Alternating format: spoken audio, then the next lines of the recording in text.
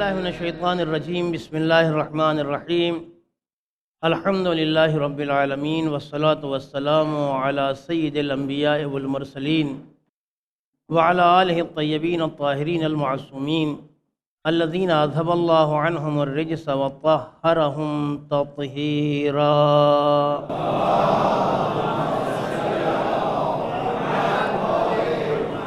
ولعنۃ اللہ علی اعدائہم اجمعین۔ ناظرین گرامی اور حاضرین محترم اور بالخصوص ہمارے محترم مہمان حضرات، السلام علیکم ورحمۃ اللہ وبرکاتہ۔ ون ٹی وی کی جانب سے آج یہ انتہائی اہم موضوع پر ایک ٹاک شو مرتب کیا جا رہا ہے، جس کا عنوان جیسا کہ آپ کو معلوم ہے، ہمارا راستہ آزادی یا تقلید۔ دور حاضر میں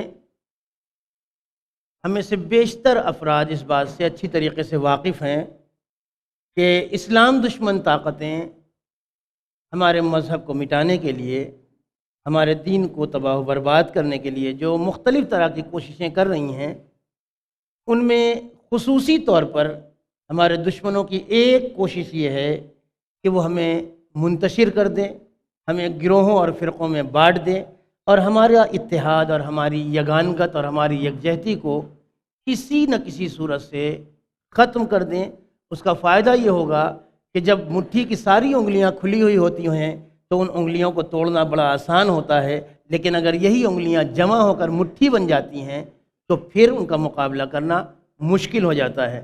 ہمارا دشمن بھی کسی نہ کسی صورت میں یہ چاہ رہا ہے کہ ہمیں کسی نہ کسی نام پر الگ کر دے، ایک دوسرے سے جدا کر دے، تفرقہ، گروہ بندی اور انتشار پیدا کر دے، تاکہ ہمیں ختم کرنے میں، ہمیں نیست و نابود کرنے میں اسے آسانی ہو سکے۔ موضوع ہمارا ہے ہمارا راستہ آزادی یا تقلید۔ اس سلسلے میں سب سے پہلے یہاں پر تشریف لائے مہمانان گرامی کا میں تعارف کروا دوں، اگرچہ ان میں بیشتر شخصیات محتاج تعارف نہیں ہیں۔ سب سے پہلی شخصیت جو یہاں تشریف رکھتے ہیں، حجت الاسلام والمسلمین عالی جناب مولانا سید احمد علی عابدی صاحب قبلہ و کعبہ، جو امام جمعہ خواجہ شیعہ اثنا عشری مسجد بمبئی کے ہیں۔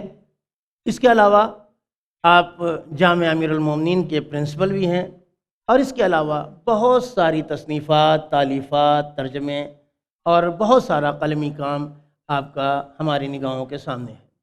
دوسری شخصیت حجت الاسلام والمسلمین عالی جناب مولانا فیاض باقر حسینی صاحب کی ہے، کہ جو محفل ثانی زہرہ زیب پیلس میں امام جمعہ و جماعت ہیں، انتہائی فعال عالم دین، یہاں بھی اور اس سے پہلے جہاں کہیں بھی رہے ہیں، بہت ہی فعالیت کے ساتھ تبلیغ و ترویج دین اسلام کرتے رہے ہیں اور کر رہے ہیں۔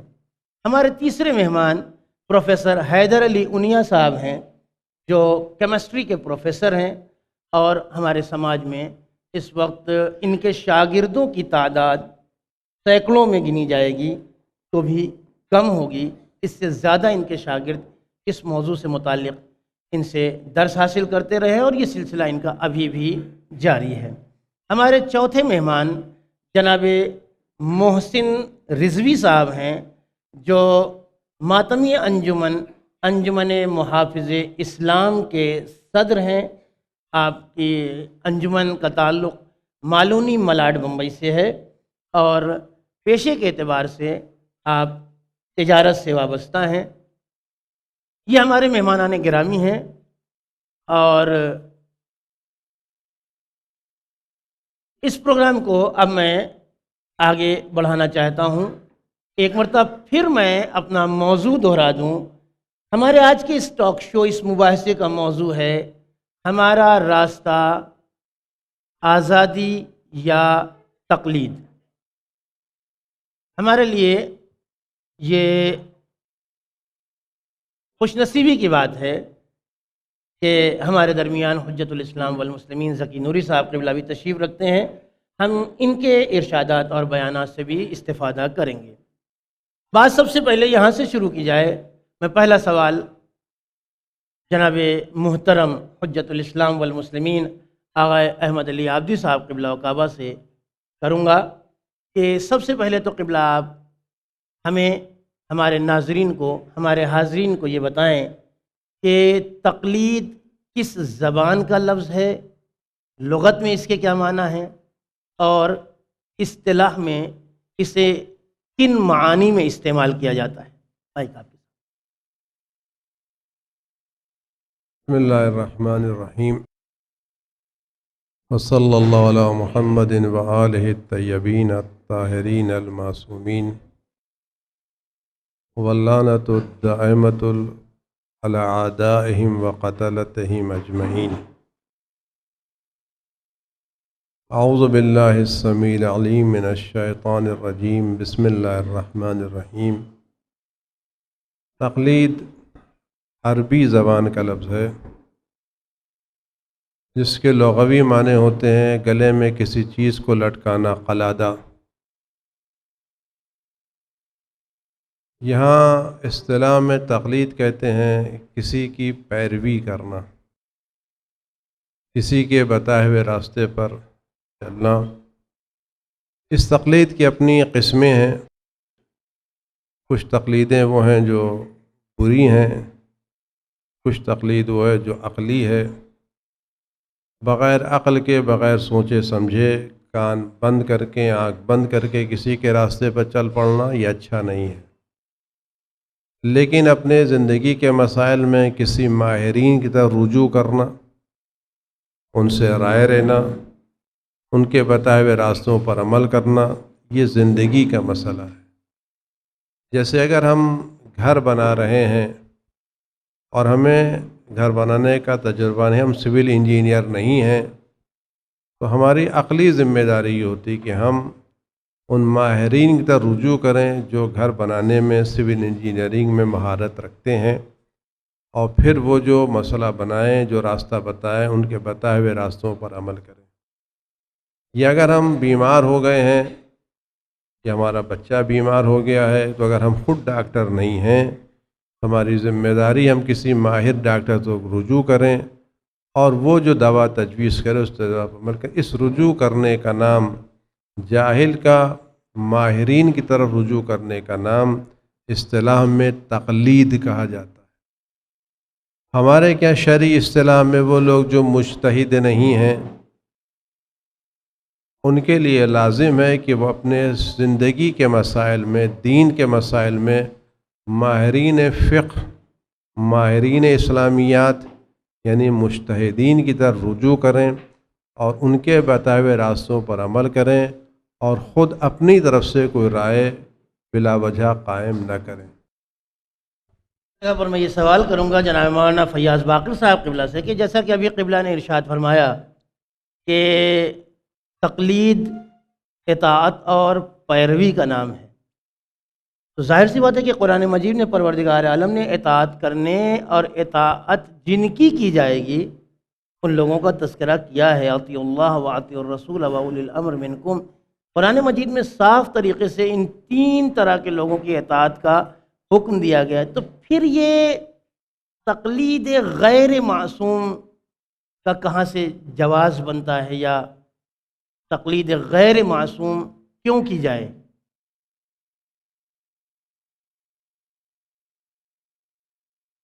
بسم اللہ الرحمن الرحیم۔ اپنے جواب سے پہلے تو ہم ایک بات کہنا چاہیں گے، وہ یہ کہ جو اس پروگرام کا عنوان ہے آزادی یا تقلید، اس عنوان سے لگتا ہے کہ تقلید وہ چیز ہے جس میں ہماری آزادی چھن رہی ہے، اور آزادی تقلید سے الگ کوئی چیز ہے۔ تو آپ دیکھیں تو عنوان میں ہی شاید ایک اشکال نظر آئے، تو یعنی یہ عنوان یہ میسج دینا چاہتا ہے کہ تقلید ہماری آزادی کو چھینے لے رہا ہے، ہم کو قید کر رہا ہے، ہم کو قید بند میں لا رہا ہے۔ مثال دیں ہم آپ کو، معاف کریں گے، یہ عنوان اس لیے رکھا گیا ہے کہ عام طور سے عوام یہی سمجھتی ہے کہ اگر ہم مقلد ہو گئے تو ہماری آزادی چھن جائے گی۔ آزاد رہنے کے لیے تقلید نہیں کرنا ہے۔ مسئلہ یہ نہیں کہ آپ سمجھتے ہیں کہ عوام سمجھتی ہے، جو بھی سمجھتا ہو میسج۔ بہرحال میں خود سمجھ رہا ہوں۔ ہندوستان جب ہمارا غلام تھا تو ہم لوگوں نے آزادی کی کوشش کی اور الحمدللہ آزاد ہوا۔ آزادی کے بعد کیا مطلب یہ کہ جس کا جو دل چاہے کرے، ہم چوراہے پہ جا کے مکان بنوا لیں، جہاں دل چاہے رہ لے، جہاں دل چاہے سوئے، جو دل چاہے کھا لے، نہیں. زندگی گزارنے کے لیے ایک قانون بنایا گیا، پارلیمنٹ میں قانون پاس ہوا، اور اس قانون کی سب تقلید کرتے ہیں. ہر آدمی اس قانون کی تقلید کرتا ہے. اسی طریقے سے اسلام نے بھی انسان کو منظم بنانے کے لیے، صحیح طریقے سے زندگی گزارنے کے لیے ایک قانون بنایا ہے، اس قانون کی سب تقلید کرتے ہیں. جیسا کہ آپ نے سوال کیا کہ یہ غیر معصوم کی تقلید کا تصور کہاں سے آیا. دیکھیں، در واقع مستقل یا مستقیماً ڈائریکٹ یہ غیر معصوم کی تقلید نہیں ہے. در واقع غیر معصوم ایک وسیلہ ہے، ذریعہ ہے اس معصوم تک پہنچنے کے لیے. جہاں پہ تقلید کی بحث ہوتی ہے وہاں پہ تقلید مشروع اور تقلید غیر مشروع، تقلید جائز اور تقلید ممنوع کی بھی بات ہوتی ہے. کیا مطلب؟ کہ وہ تقلید کی جو شریعت میں ہے صحیح ہے، وہ تقلید کی جو شریعت میں نہیں ہے غلط ہے، یا وہ تقلید کی جو صحیح ہے اور وہ تقلید کی جو منع کی گئی ہے. تقلید ایک عرصے تک اگر آپ تاریخ دیکھیں گے تو کافی بدنام لفظ بھی رہا ہے. یہ وہ تقلید رہی ہے کہ جو دلائل کے مقابلے میں کسی نے اجتہاد کیا، اس کی تقلید ہوئی ہے، لہٰذا اس کے لیے منع کیا گیا ہے. یہ تقلید نامشروع ہے. یہ وہ تقلید ہے جو غیر معصوم کی تقلید ہے. اگر کوئی انسان اپنے جیب سے کوئی بات کہتا ہے، اپنی طرف سے کوئی بات کہتا ہے اور ہم اس کو مان کے اس پہ عمل کرتے ہیں تو یہ تقلید نامشروع ہے، ممنوع ہے، غلط ہے، اور یہ غیر معصوم کی تقلید ہے. یہ جائز نہیں ہے، نہیں کر سکتا انسان، بہک جائے گا، گمراہ ہو جائے گا. لیکن ہم جس تقلید کی بات کرتے ہیں یہاں پہ تفقہ کی بات ہے، اجتہاد کی بات ہے، یعنی قرآن و حدیث سے احکام پروردگار کا معلوم کرنا، حکم شرعی کا احکام قرآن و حدیث سے معلوم کرنا. تو ہم نے کس کی تقلید کی؟ ہم نے اس شخص کی تقلید نہیں کی، ہم نے در واقع احکام خدا کو حاصل کرنا چاہا. چونکہ ہم میں اتنی صلاحیت نہیں تھی کہ ہم قرآن و حدیث کے ذریعے سے احکام شریعت کو معلوم کر لیں. آپ یہ کہنا چاہتے ہیں کہ یہ تقلید جو بظاہر ہم ایک مرجع تقلید کی کر رہے ہیں، یہ خدا کی تقلید، یہ خدا کے حکم یعنی کا، معصوم کی تقلید ہے، معصوم کی اطاعت ہے بلکہ کہا جائے، اطاعت معصوم. جی بالکل واضح طریقے سے آپ نے بہت ہی اچھی بات آپ نے فرمائی. میں اپنے تیسرے مہمان جناب پروفیسر حیدر علی اونیا صاحب، آپ کی لائن میں اور آپ کے موضوع اور سبجیکٹ میں کسی طرح کی تقلید کا تصور پایا جاتا ہے؟ السلام علیکم، بسم اللہ الرحمن الرحیم.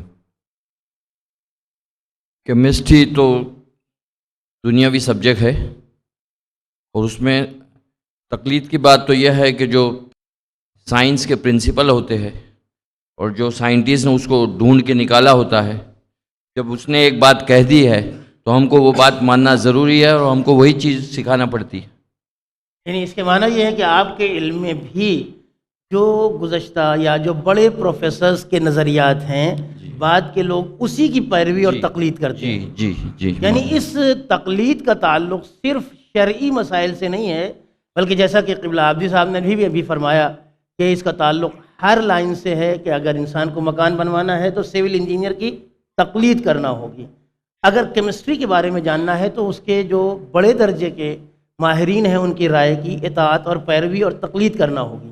اور آپ بہتر جانتے ہوئیں گے مجھ سے کہ کیمسٹری کے ماہر میں ہمارے چھٹے امام حضرت امام جعفر صادق علیہ السلام کا نام بھی ہے. بالکل صحیح فرمایا آپ نے. جابر نحیان جو آپ کے شاگردوں میں سے رہے ہیں، انہوں نے اور دوسرے محققین نے اس علم کو کافی آگے بڑھایا ہے. یہ الگ بات ہے کہ ہماری دنیا نے ان علوم کا انکشاف جو ہمارے ائمہ علیہ الصلوۃ والسلام سے ہوا تھا اسے نکال کر، ہماری جھولی سے نکال کر دوسرے خود ساختہ محققین کی جھولیوں میں ڈال دیا ہے. ہمارے اگلے مہمان ہیں جناب محسن رضوی صاحب. ان کا تعلق ایک ماتمی انجمن سے ہے، یہ اس کے صدر ہیں، انجمن محافظ اسلام مالونی ملاڈ. محسن صاحب، میں آپ سے سوال کر رہا ہوں کہ عام طور سے ماتمی دستے والوں کو یہ سمجھا جاتا ہے کہ یہ تقلید نہیں کرتے ہیں یا تقلید کے مخالف ہوتے ہیں. آپ کا اپنے دستے یا ماتمی نوجوانوں اور جوانوں کی طرف سے کیا کہنا ہے؟ السلام علیکم. بسم اللہ الرحمن الرحیم. تو سوال اچھا کیا کہ ماتمی انجمنیں جو ہیں وہ تقلید نہیں کرتی، یہ تو ایک مخالف پروپیگنڈا ہے. اس لیے کہ ماتمی انجمن مطلب عزاداران امام حسین. جب عزاداران امام حسین ہے اور تقلید نہ کرے گا تو عزادار تو نہیں ہوگا، کوئی انجمن ہوگی تو پتہ نہیں ہے. اس لیے انجمن کے معنی تو بہت ہوتے ہیں، وہ کوئی اور انجمن ہوگی. لیکن یہ انجمنیں جو ہیں، جیسے ہمارا انجمن کا محافظ اسلام نام ہے، محافظ اسلام کا مطلب ایسا تو نہیں کہ اسلام سے مخالف ہو جائے. تقلید نہ کرنا اس کا مطلب یہ ہے کہ وہ اہل بیت سے دور ہو گیا. کوئی بھی شیعہ میں سمجھتا ہوں، چاہے ماتمی انجمن ہو یا کوئی اور ادارہ بنایا، اگر شیعہ نے اہل بیت ہے تو تقلید سے تو انکار نہیں کر سکتا وہ. یہ میں اگلا سوال جناب مولانا ذکی نوری صاحب سے کروں گا.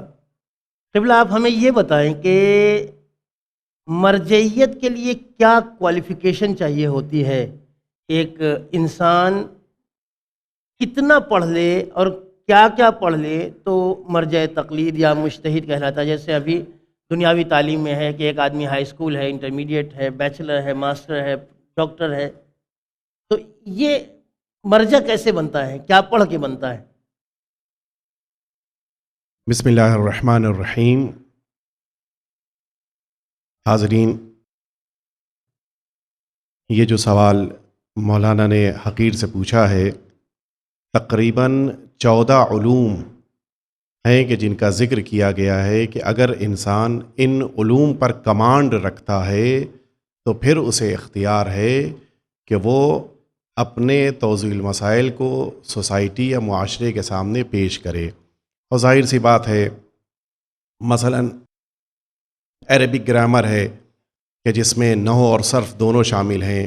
اس کے علاوہ علوم قرآن ہیں کہ جن میں خود تفسیر ہے یا آیات کے سمجھنے کا خود ایک اپنا علم ہے. علم حدیث ہے کہ جو فقہ الحدیث کہلاتا ہے. علم فقہ ہے، علم اصول ہے. اس قسم کے مختلف موضوعات ہیں کہ جنہیں ایک انسان اگر پوری طرح سے سمجھ لیتا ہے تو پھر اسے اختیار ہے کہ بقیہ کے سامنے اپنے علم کو ظاہر کرے اور دوسرے اس کی تقلید کریں. اور انہی علوم کی بنا پر یہ بات سمجھ میں آتی ہے کہ ہمیں ایک مجتہد کی کیوں ضرورت ہے. اس لیے کہ مثلاً اگر قرآن مجید ہی کی بات لے لی جائے تو ہمیں قرآن مجید کتنا سمجھ میں آتا ہے. اگر احادیث کی دنیا میں ہم قدم رکھیں تو فقہ الحدیث کے سلسلے میں یا حدیث فہمی کے سلسلے میں ہمارے پاس کتنی نالج ہے. صرف ترجمہ کر لینا یہ اس علم کے بارے میں، اس کے کمانڈ کے سلسلے میں یہ نہیں کہا جائے گا کہ انسان اس کا عالم ہے. عالم تب بنے گا کہ جب مکمل شکل میں اس کے سارے جوانب کو، سارے پہلوؤں کو اپنے مد نظر رکھے اور اس کے بعد یہ کوئی نظریہ پیش کرے. تو ایسے شخص کو ہم یقیناً مجتہد کہہ سکتے ہیں، اور جس کے پاس ایسا کمانڈ نہیں ہے اسے تقلید کرنی ہے. یہیں سے ایک سوال اور عام طور سے کیا جاتا ہے کہ عموماً ہمارے مراجع جس وقت مرجعیت کے یا اجتہاد کے درجے پر پہنچتے ہیں تو عموماً یہ دیکھا گیا ہے کہ وہ بزرگ اور بڑی عمر کے ہوتے ہیں. جوان عام طور سے دیکھا جاتا ہے کہ جوان یا نوجوان درجہ اجتہاد اور درجہ مرجعیت پر فائز نہیں ہو پاتا. کیا وجہ ہے؟ دیکھیے، اگر جب تک ہم کسی چیز سے واقف نہیں ہیں اس وقت تک ہم اس کے بارے میں کوئی بھی رائے قائم کر سکتے. ہم سمجھتے ہیں یہ ڈاکٹر جو یہاں بیٹھا ہوا نسخہ لکھ رہا ہے یہ کوئی بھی لکھ سکتا ہے.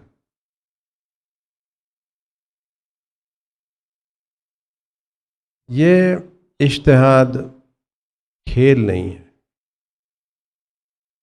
اس سلسلے میں آیت اللہ شہید متحری علیہ رحمت و رضوان کا ایک جملہ ہے جو بڑا قیمتی جملہ ہے. فرماتے ہیں کہ اگر دین سمجھنے کے لیے ایک عمر کو کم نہ سمجھا جائے تو یہ عمر زیادہ بہرحال نہیں ہے.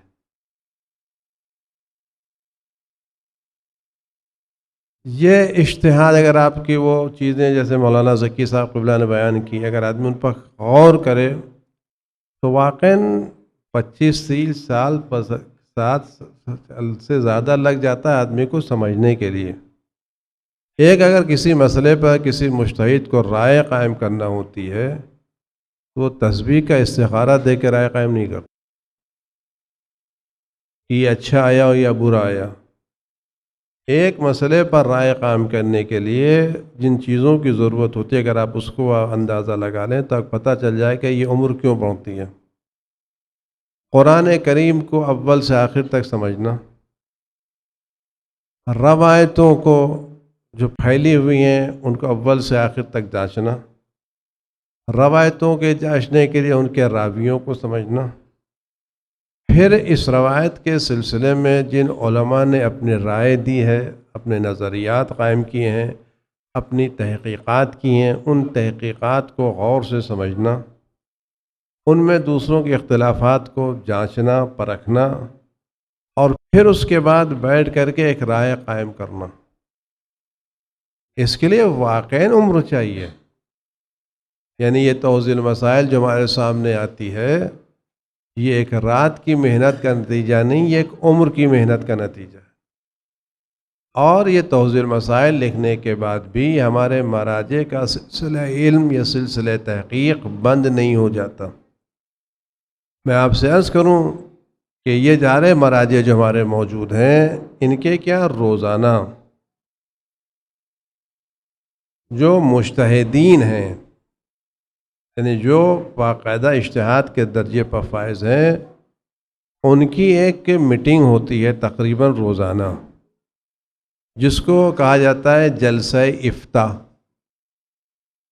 اس میں مجتہد اپنا نظریہ پیش کرتا ہے اور جو دوسرے درجے کے مجتہد ہوتے ہیں وہ اپنے نظریات پیش کرتے ہیں، بحث ہوتی ہے، باتیں ہوتی ہیں، پھر کہیں جا کے ایک مسئلہ نظر میں آتا ہے.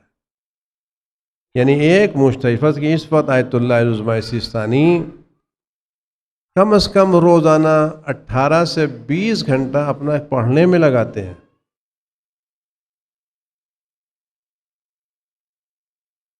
روایتوں پر وقت صرف کرتے ہیں. روایتیں عام انسان کا کلام نہیں ہیں، روایتیں معصوم کا کلام ہے. اس سلسلے میں پھر ایک واقعہ نقل آیت اللہ شہید مطہری علیہ رحمت اور رضوان کا. انہوں نے اپنی کتاب نہضت امام حسین میں امر بالمعروف کے کردار سے لکھا ہے کہ امام حسین نے فرمایا کہ میں جا رہا ہوں تو میں امر بالمعروف کرنا چاہتا ہوں، میں اپنے باپ اور نانا کی سیرت پر عمل کرنا چاہتا ہوں. تو اس میں لکھا ہے کہ میں یہ واقعہ، یہ روایت مدتوں سے بچپنے سے سن رہا تھا اور نہ معلوم کتنی مرتبہ پڑھا، لیکن اس وقت میں ایک نقطے کی طرف متوجہ ہوا جو میں اس سے پہلے متوجہ نہیں تھا. اس کا مطلب ہے کہ معصوم کے کلام میں وہ گہرائی پائی جاتی ہے کہ آپ بار بار پڑھیں تب کہیں جا کے آپ کسی نقطے تک پہنچ سکتے ہیں. تو ان مرحلوں کو طے کرنے کے لیے ایک عمر درکار ہوتی ہے، اور وہ عمر ظاہر سے بات ہے کہ آدمی اس وقت ہوتا ہے جب عمر اچھی خاصی پہنچ جاتی ہے. میں یہاں ضمناً ایک بات آپ تمام حضرات کی خدمت میں جہاں تک یہ پیغام پہنچے وہ یہ بات میں عرض کر دوں کہ مرجعیت کا تعین ہم اور آپ یہ کوئی نہیں کرتا. یعنی اگر ہم یہاں بیٹھے ہوئے تمام لوگ ہندوستان بلکہ دنیا کے تمام لوگ مل کر کے بھی کسی آدمی کی مرجعیت پر متفق ہو جائیں تو وہ مرجع نہیں ہو سکتا. کیوں؟ اس لیے کہ مرجعیت نیابت ہے امام زمان علیہ الصلاۃ والسلام کی.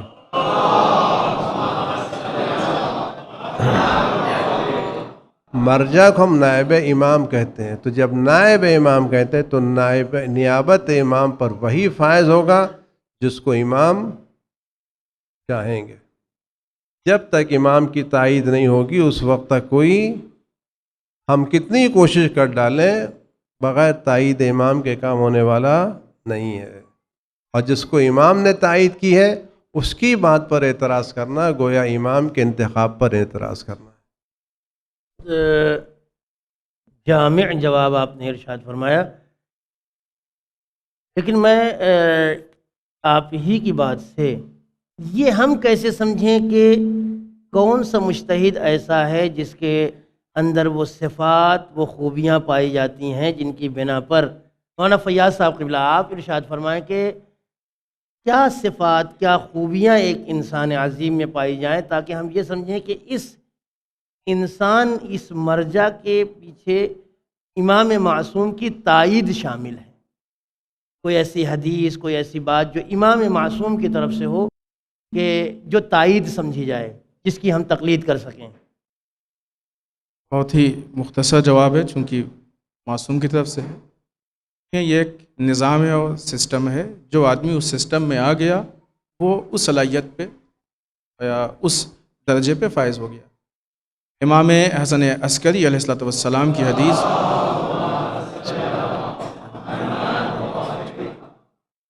اور یہ حدیث وسائل الشیعہ میں بھی ہے، بالخصوص جس عنوان سے یہ پروگرام ہو رہا ہے کہ وہ افراد کی جو اپنے کو اخباری کہتے ہیں اور تقلید کے منکر ہیں، وہ ظاہراً وسائل الشیعہ کی ساری حدیثوں پہ عمل کو صحیح سمجھتے ہیں۔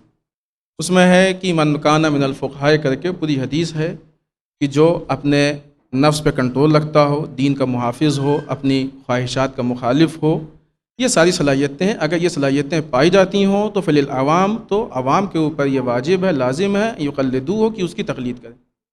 تو یہ سارے شرائط پائے جاتے ہیں، ہمارے ائمہ کی طرف سے موجود ہیں، وہ شرائط اگر پائے جاتے ہیں تو اس کی تقلید کرنی چاہیے۔ ذکی نوری صاحب، آپ سے میں یہ سوال کرنا چاہوں گا کہ کیا کوئی ایسا بھی ہے کہ جو تقلید سے بالاتر ہو، اسے تقلید نہ کرنا چاہیے؟ میں آپ کی خدمت میں عرض کروں کہ جو ہماری ذمہ داری ہے وہ تقلید اس صورت میں ہے کہ جب انسان خود مجتہد نہیں ہے۔ ہمیں اختیار دیا گیا ہے کہ ہم یا مجتہد ہو جائیں کہ خود اتنا کمانڈ پیدا ہو جائے کہ سارے احکام کو اپنے علم کے ذریعے سے سمجھ سکیں، یا پھر اگر ہمارے اندر یہ لیاقت ایبیلیٹی نہیں ہے تو پھر ہماری ذمہ داری ہے کہ ہم تقلید کریں خود۔ اس سے یہ بات البتہ ایک تیسرا راستہ احتیاط کا جو ایک خود مستقل گفتگو ہے کہ کس حد تک اس میں گفتگو کرنے کی ضرورت ہے، کہ اگر انسان خود مجتہد نہیں ہے تو پھر تقلید کا راستہ ہے اس کے پاس، اور اگر مجتہد ہے تو پھر اس کے لیے خود تقلید کی کوئی ضرورت نہیں ہے، اپنے ویوز اور اپنے پوائنٹس کہ جو اس کے ذہن میں اس کے مطابق وہ اپنی زندگی گزارے گا۔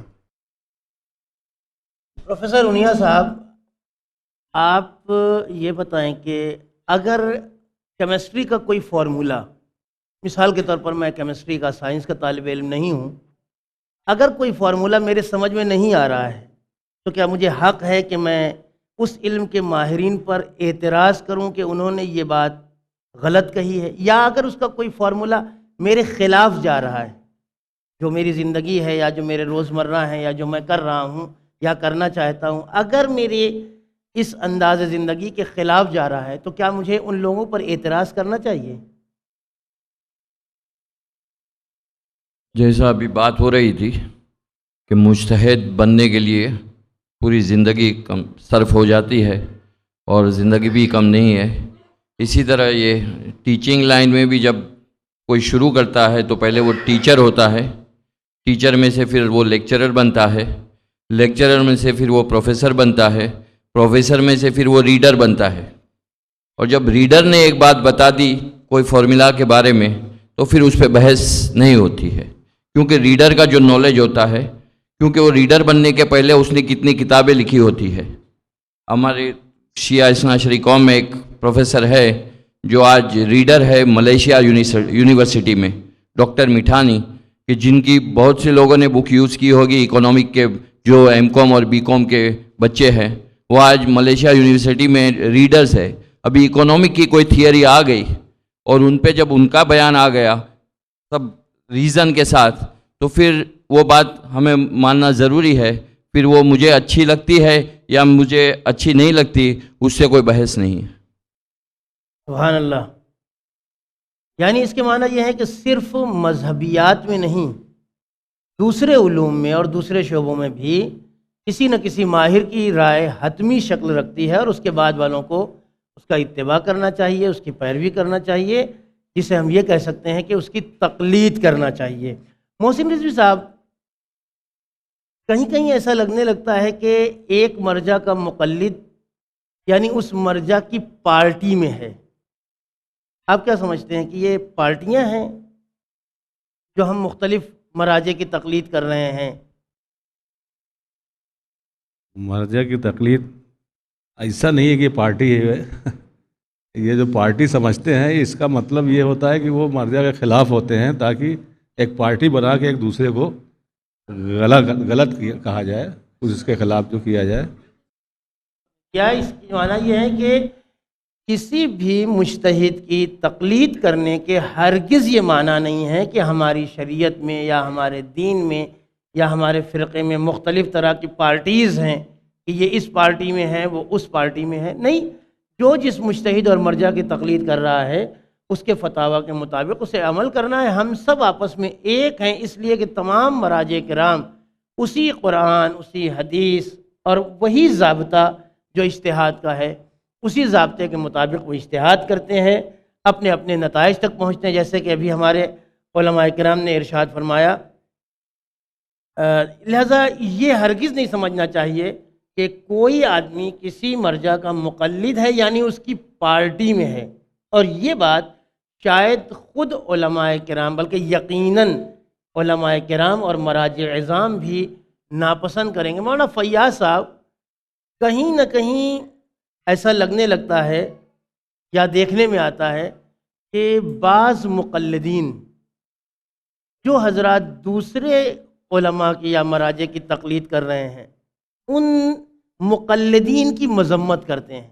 مثال کے طور پر میں ایک مرجع تقلید کا مقلد ہوں، آپ کسی دوسرے مرجع تقلید کے مقلد ہیں، قبلہ ہیں، مولانا ہیں، آپ حضرات ہیں، یا ہمارے موجود تمام حاضرین ہیں، الگ الگ مقلدین الگ الگ مراجع کی تقلید کر رہے ہیں، تو کیا ہمیں اس بات کی اجازت ہے کہ ہم دوسرے مرجع کے مقلد کی مذمت کریں یا اس کا مذاق اڑائیں؟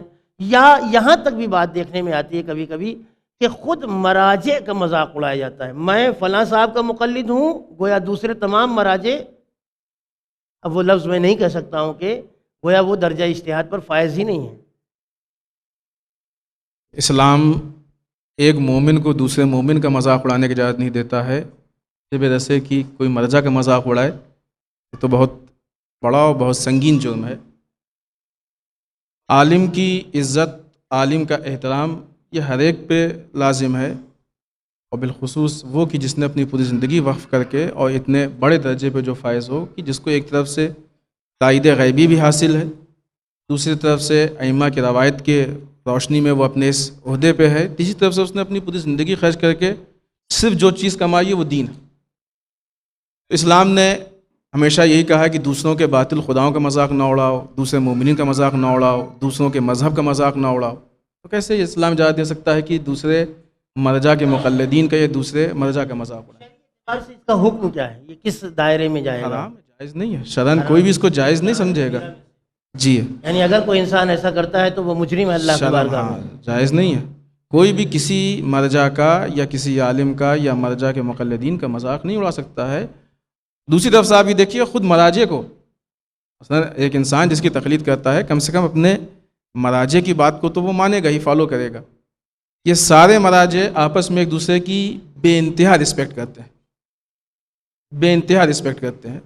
کتنے آپ کو ایسے اسٹیٹمنٹ ملیں گے جس میں مثلا اس وقت جو مشہور مراجع میں سے ہیں، آغا سیستانی نے آغا خامنہ کی رسپیکٹ کی، آغا خامنہ نے آغا سیستانی کی رسپیکٹ کی، آغا ناصر مکارم نے آغا سیستانی کی، یا اس طرح سے جو بھی مشہور مراجع ہیں ان کے اسٹیٹمنٹ دیکھیں، ان کے بات چیت کے طریقے دیکھیں، یا کبھی اگر ملاقات ہوئی ہے تو ملنے کا طریقہ دیکھیں۔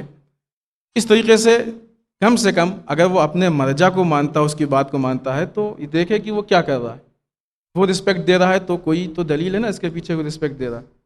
بالآخر پھر اگر مرجع کسی دلیل کے تحت یہ کام کر رہا ہے تو مقلد کو بھی اس کو قبول کرنا چاہیے۔ بالکل صحیح آپ نے ارشاد فرمایا کہ کسی بھی مرجع کا اگر کوئی انسان مقلد ہے تو اسے یہ ہرگز حق نہیں پہنچتا کہ وہ کسی دوسرے مرجع تقلید کی تقلید کرنے والے کی برائی کرے، مذاق اڑائے، کہ جائے کہ خود مرجع تقلید کہ وہ ہمارے لیے عالم وقت کی حیثیت رکھتے ہیں اور ان کا احترام عام انسانوں سے کہیں زیادہ ہونا چاہیے، ہم ان کی تقلید کرتے ہوں یا ان کی تقلید نہ کرتے ہوں۔ ضمناً مولانا نوری صاحب قبلہ آپ سے ایک سوال کرتا چلوں، کیونکہ ہمارے ناظرین میں نوجوان بھی ہوتے ہیں اور ون ٹی وی دیکھنے والوں کی ایک بڑی تعداد ہمارے نوجوان بچوں اور بچیوں کی ہے، تو سر آپ یہ ارشاد فرمائیں کسی مرجع تقلید کی تقلید شروع کرنے کا پروسیجر کیا ہے؟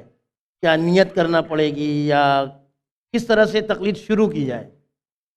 ظاہر ہے کہ انسان کی زندگی میں ایک ایسا مرحلہ آتا ہے کہ جس میں انسان کو کسی کے پیچھے چلنا ہے، تقلید کرنی ہے۔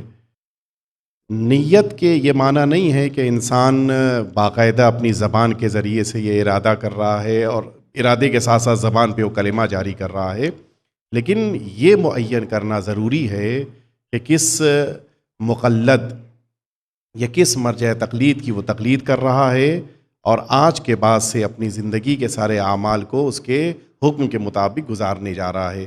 یہ نیت میں شامل کرنا اور ارادہ کرنا ضروری ہے۔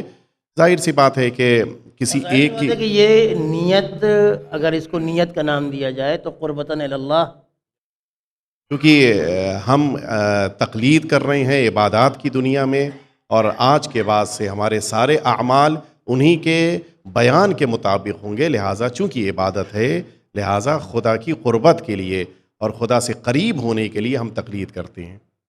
مولانا عابدی صاحب قبلہ، اکثر یہ سوال بھی اٹھایا جاتا ہے کہ کوئی انڈین کیوں مرجع تقلید نہیں بنتا ہے؟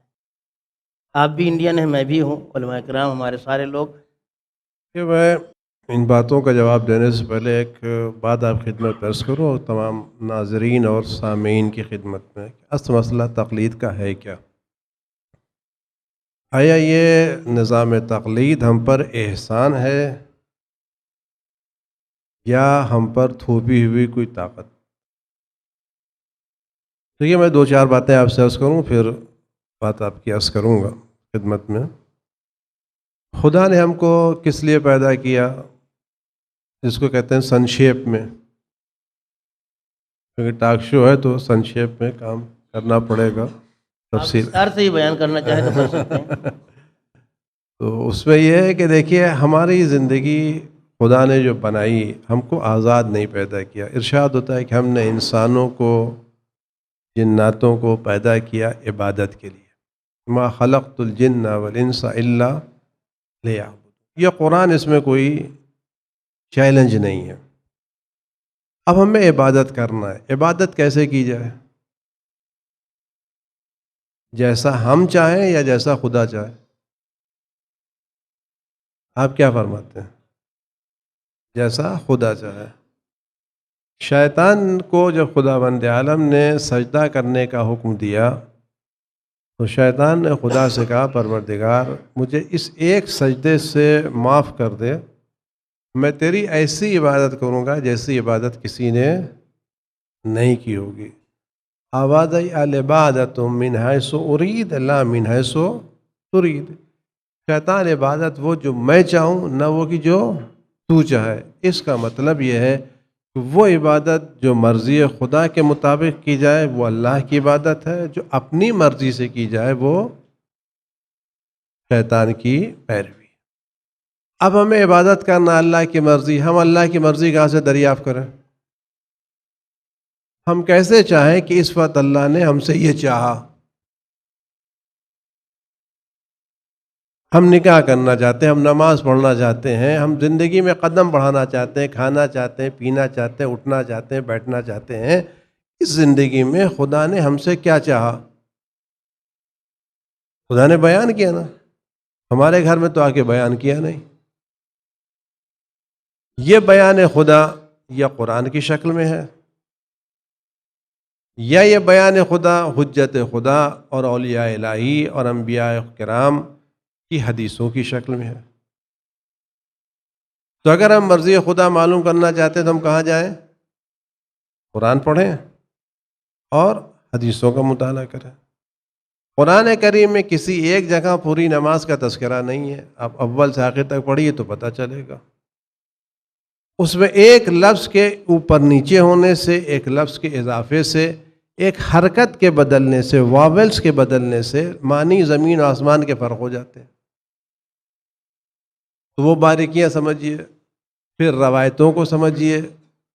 روایتیں ہم تک معصوم نے ڈائریکٹ نہیں بیان کی ہیں، ہم نے معصوم سے یہ روایتیں ان کے ذریعے ان کے ذریعے ان کے ذریعے آئی ہیں، تو ہمیں اس پورے چینل کو، اس پورے چینج کو سمجھنا پڑے گا، اس کو دیکھنا پڑے گا کہ یہ روایتیں کس سے بیان کی گئی ہیں۔ پھر جب یہ پتہ چل جائے یہ قرآن کی آیت ہے، یہ معصوم کی روایت ہے، اب مسئلہ پڑ جائے کہ یہ لفظ کہتا کیا ہے۔ اقیم الصلاۃ، نماز قائم کرو، آیا اس اقیم الصلاۃ سے واجب سمجھ میں آتا ہے، مستحب سمجھ میں آتا ہے، مباح سمجھ میں آتا ہے، کیا سمجھ میں آتا ہے؟ ہمارے تو اس کی دلیل قائم کرنا پڑے گی، اس پہ لوگوں نے کیا کیا ہے۔ تو اگر ہم خود اپنی بنیاد پر یہ کام کرنا چاہیں تو کتنا وقت لگے گا؟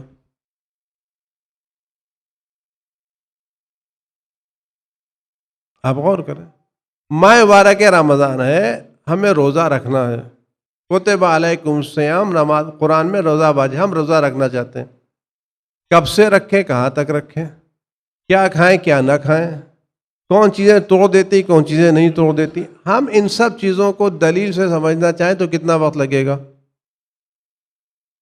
ہمیں کسی کے دروازے پر نہیں جانا ہے، کتنا وقت لگے گا؟ آپ بتائیں تو صحیح۔ گزر جائے گا، رمضان نہیں، کئی سال گزر جائیں گے، تو رمضان تو گزر جائے گا۔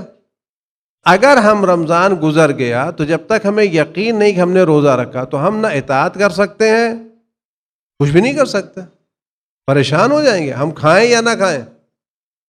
یہ چیز روزہ ٹوٹتا ہے یا نہیں ٹوٹتا؟ اگر ٹوٹتا ہے تو نہیں کھانا چاہیے، نہیں ٹوٹتا تو نہ ہم اطاعت کر سکتے ہیں نہ ہم نافرمانی کر سکتے، پریشان ہیں۔ اچھا، یہ ذمہ داری اطاعت کی ایک ایک کی تو ہے نہیں، سب کی ذمہ داری عبادت کرنا۔ تو اگر یہاں جتنے لوگ ہیں سب اسی کام میں لگ جائیں کہ ہم کسی کی بات نہیں مانیں گے، ہم خود تحقیق کر کے اپنا مسئلہ نکالیں گے، تو دنیا کے بقیہ کام کیسے ہوں گے؟ یہ بالکل ایسا ہی ہے جیسے کسی آدمی کے گھر میں کوئی بچہ بیمار پڑے اور کہے مجھے آج کل ڈاکٹروں پر اعتماد نہیں ہے، خدا خواہ کوئی ڈاکٹر یہاں بیٹھا نہ ہو، میں مثال دے رہا ہوں، کہتے ہیں یہ سب کے سب بزنس مین ہو گئے ہیں، ان کے پاس 2 روپے کی دوا لے کر جاؤ تو وہ اسپتال میں بھرتی کر دیتے ہیں، اور نزلے کا زکام علاج کر جاؤ تو لاکھوں روپے خرچ کرتے ہیں۔ ہم کسی ڈاکٹر کے پاس نہیں جائیں گے، ہم خود اپنے بچے کا علاج کریں گے۔ میں جاتا ہوں بازار میں کتابیں ملتی ہیں، ہم ڈاکٹری کی میڈیسن کی کتابیں لے آئیں گے، پڑھ لیں گے۔ اگر یہ آدمی اپنے بچے کا علاج کرانے کے لیے خود میڈیسن کی کتابوں سے مطالعہ کرنے کے بعد اپنے بچے کا علاج کرنا چاہے تو حالت کیا ہوگی؟ تو اس کے کیا ہے؟ اگر یہ آدمی کہے کہ نہیں میں تو کسی ڈاکٹر کی بات نہیں، مطلب سب کے سب ایسے ہوتے ہیں، مجھے خود کرنا پڑے گا، تو کیا ہوگا؟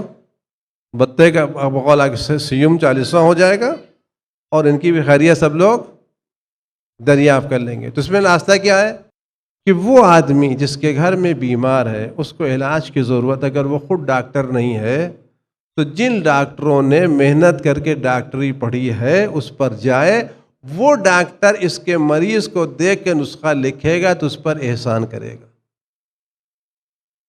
تو جس طرح سے میڈیکل کالج ڈاکٹروں کی پرورش کر کے مریضوں پر احسان کرتے ہیں، اسی طرح سے حوزات علمیہ والے مجتہدین کی پرورش کر کے پوری قوم پر احسان کرتے ہیں۔ یہ تقلید ایک احسان ہے، ہمیں ان مجتہدین کا شکر گزار ہونا چاہیے کہ وہ ہمارے زندگی کے مسائل ہمارے ہیں، محنت کر کے حل وہ نکالتے ہیں۔ اگر یہ احسان کوئی ہندوستانی کیوں نہیں کرتا ہے؟ ہندوستانی احسان اس لیے نہیں کرتا کہ ہندوستان میں ہمارے کیا مدرسے کہاں ہیں، ہمارے کیا، یہ تو آج ہمارا رونا ہے، نہ ہمارے پاس مدرسے، نہ ہمارے پاس علماء ہیں، نہ ہمارے پاس ایسے ادارے ہیں۔ مولانا فیاض صاحب آپ کچھ کہنا چاہ رہے تھے؟ اگر آقا اجازت تھوڑا سا، بہت اہم گفتگو کی اور بہت قیمتی گفتگو کی آقا نے۔ ایک طرف سے مسئلہ یہ کہ اگر ہمارے یہاں سے کوئی آدمی 4 حرف اور 4 کتابیں پڑھ کے آ جائے تو ہماری عوام کو اپنے آپ کو اس اعتبار سے آمادہ کرنا چاہیے کہ اس کو برداشت بھی کر سکے۔ ایسا نہیں کہ ہمارے یہاں مقلد مراجع یا مجتہدین نہیں تھے، تھوڑا سا پیچھے کی تاریخ میں جا کے دیکھیے تو الحمدللہ کافی مجتہدین تھے۔ اس وقت کی ہماری پبلک میں صلاحیت تھی، علمی نظریات اگر نئے نظریات ہوں تو ہماری پبلک اس کو ایکسیپٹ کرتی تھی کیوں؟ اس لیے کہ علمی نظریہ ہے، ایک عالم ہے۔ آج آپ لوگ بہتر جانتے ہیں کہ جو طالب علم ابھی بھی تھوڑا سا پڑھ لیتا ہے تو پھر جلدی سے قم سے آنے کے لیے وہ کتراتا ہے اور زحمت محسوس کرتا ہے کہ وہاں جائیں گے تو مصیبت میں مبتلا ہو جائیں گے، بولنا مشکل ہوتا ہے اس کے لیے، ایک ایک جملے پہ 10 اعتراض۔ کیوں؟ اس لیے کہ عوام کے پاس بعض معذرت وہ دین ہے کہ جو ہم نے صرف سنا ہے مجلسوں میں، اپنی پسند کی مجلسوں میں، جو ہم کو اچھی لگتی ہیں اس میں، جو ہم نے نوحے سنے ہیں اس سے جو دین ملا ہے وہ ہمارے پاس، یا جو گھر میں ہمارے اماں ابا نے بتا دیا بیٹا یہ ہے وہ، ہمارے پاس وہ دین ہے۔ یہ بیچارہ اپنی زندگی کا 10 سال 15 سال 20 سال گزار کے وہاں تحقیق کرتا ہے، کتابوں میں چھان بین کرتا ہے، لائبریری میں وقت اپنا لگاتا ہے، اور پھر اس کے بعد جب آتا ہے تو عوام اس کو پھر سے الف سے پڑھانا شروع کرتی ہے، یہ آپ غلط کہہ رہے ہیں، یہ ایسے نہیں، ایسے ہی، ایسے نہیں، ایسے۔ اگر کوئی پڑھ کے 4 حرف آ جائے تو ہماری پبلک میں اس کو برداشت کرنے کی صلاحیت بھی ہونی چاہیے، یا تو ہم اپنے اندر کی صلاحیت پیدا کریں کہ اس کی بات کو سمجھ سکیں، اگر نہیں ہے تو پھر سمجھنے کی کوشش کریں، کم سے کم اس پہ بھروسہ تو کریں۔ تو دوسری طرف سے ہمارے علمی اعتبار سے نظریات کو قبول کرنے کے لیے وہ ابھی راستے نہیں میرے کھلے۔ والد مرحوم نے کسی موقع پر فرمایا تھا اللہ مقامہ کہ ظاہراً نماز جماعت میں جتنے لوگ پیچھے کھڑے ہوتے ہیں وہ حقیقتاً اپنے آپ کو امام سے کہیں آگے سمجھتے ہیں کہ نماز پڑھنے کے لیے تو عادل ہے، مگر پھر زندگی کے کسی مرحلے میں اس کی عدالت کے قائل نہیں ہوتے۔ اے کاش کہ ہماری یہ فکر بھی تبدیل ہو اور ہم علمی اعتبار سے کسی حد تک صحیح ابتدائی مرحلے پر آگے بڑھیں، اور ظاہر سی بات ہے کہ یہ علم زینہ بزینہ انسان آگے بڑھتا ہے، اگر ہم پہلا قدم بڑھائیں گے تو دوسرا قدم بڑھانے کا حوصلہ ہوگا۔ مولانا ذکی صاحب، ایک چونکہ ہمارا موضوع تقلید سے متعلق ہے، اگر کسی جوان نے آج تک تقلید نہیں کی تھی کسی وجہ سے اور اب وہ تقلید کرنا چاہتا ہے تو جو اعمال وہ پہلے کر چکا ہے اس کا کیا ہوگا؟ پہلے تو یہ دیکھنا ہوگا کہ جس عالم کی وہ تقلید کرنے جا رہا ہے اس کا اس مسئلے میں کیا نظریہ ہے۔ معمولاً مراجع کرام کا نظریہ یہی ہے کہ اگر اس کے گزشتہ اعمال اس طرح کے تھے کہ موجودہ عالم کے مطابق ہیں تو ٹھیک ہے، نہیں تو پھر یقینی طور کے اوپر اسے اپنے اعمال کے بارے میں دوبارہ توجہ دینی ہوگی اور اعمال انجام دینے ہوں گے۔ یعنی وہ قضا بجا لائے ان تمام اعمال۔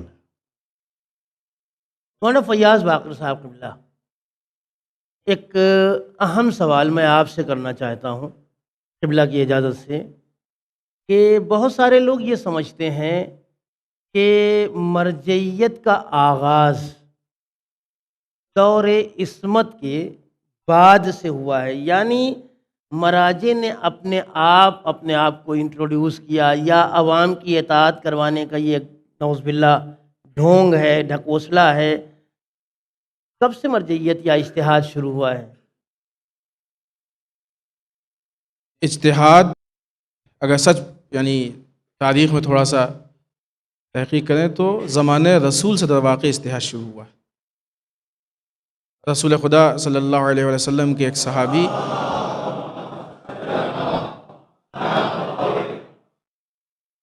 رسول نے ان کو تبلیغ کے لیے یمن بھیجا، کہا یمن جاؤ گے، جب لوگ تم سے پوچھیں گے احکام پروردگار تم کہاں سے بیان کرو گے؟ کہا قرآن سے۔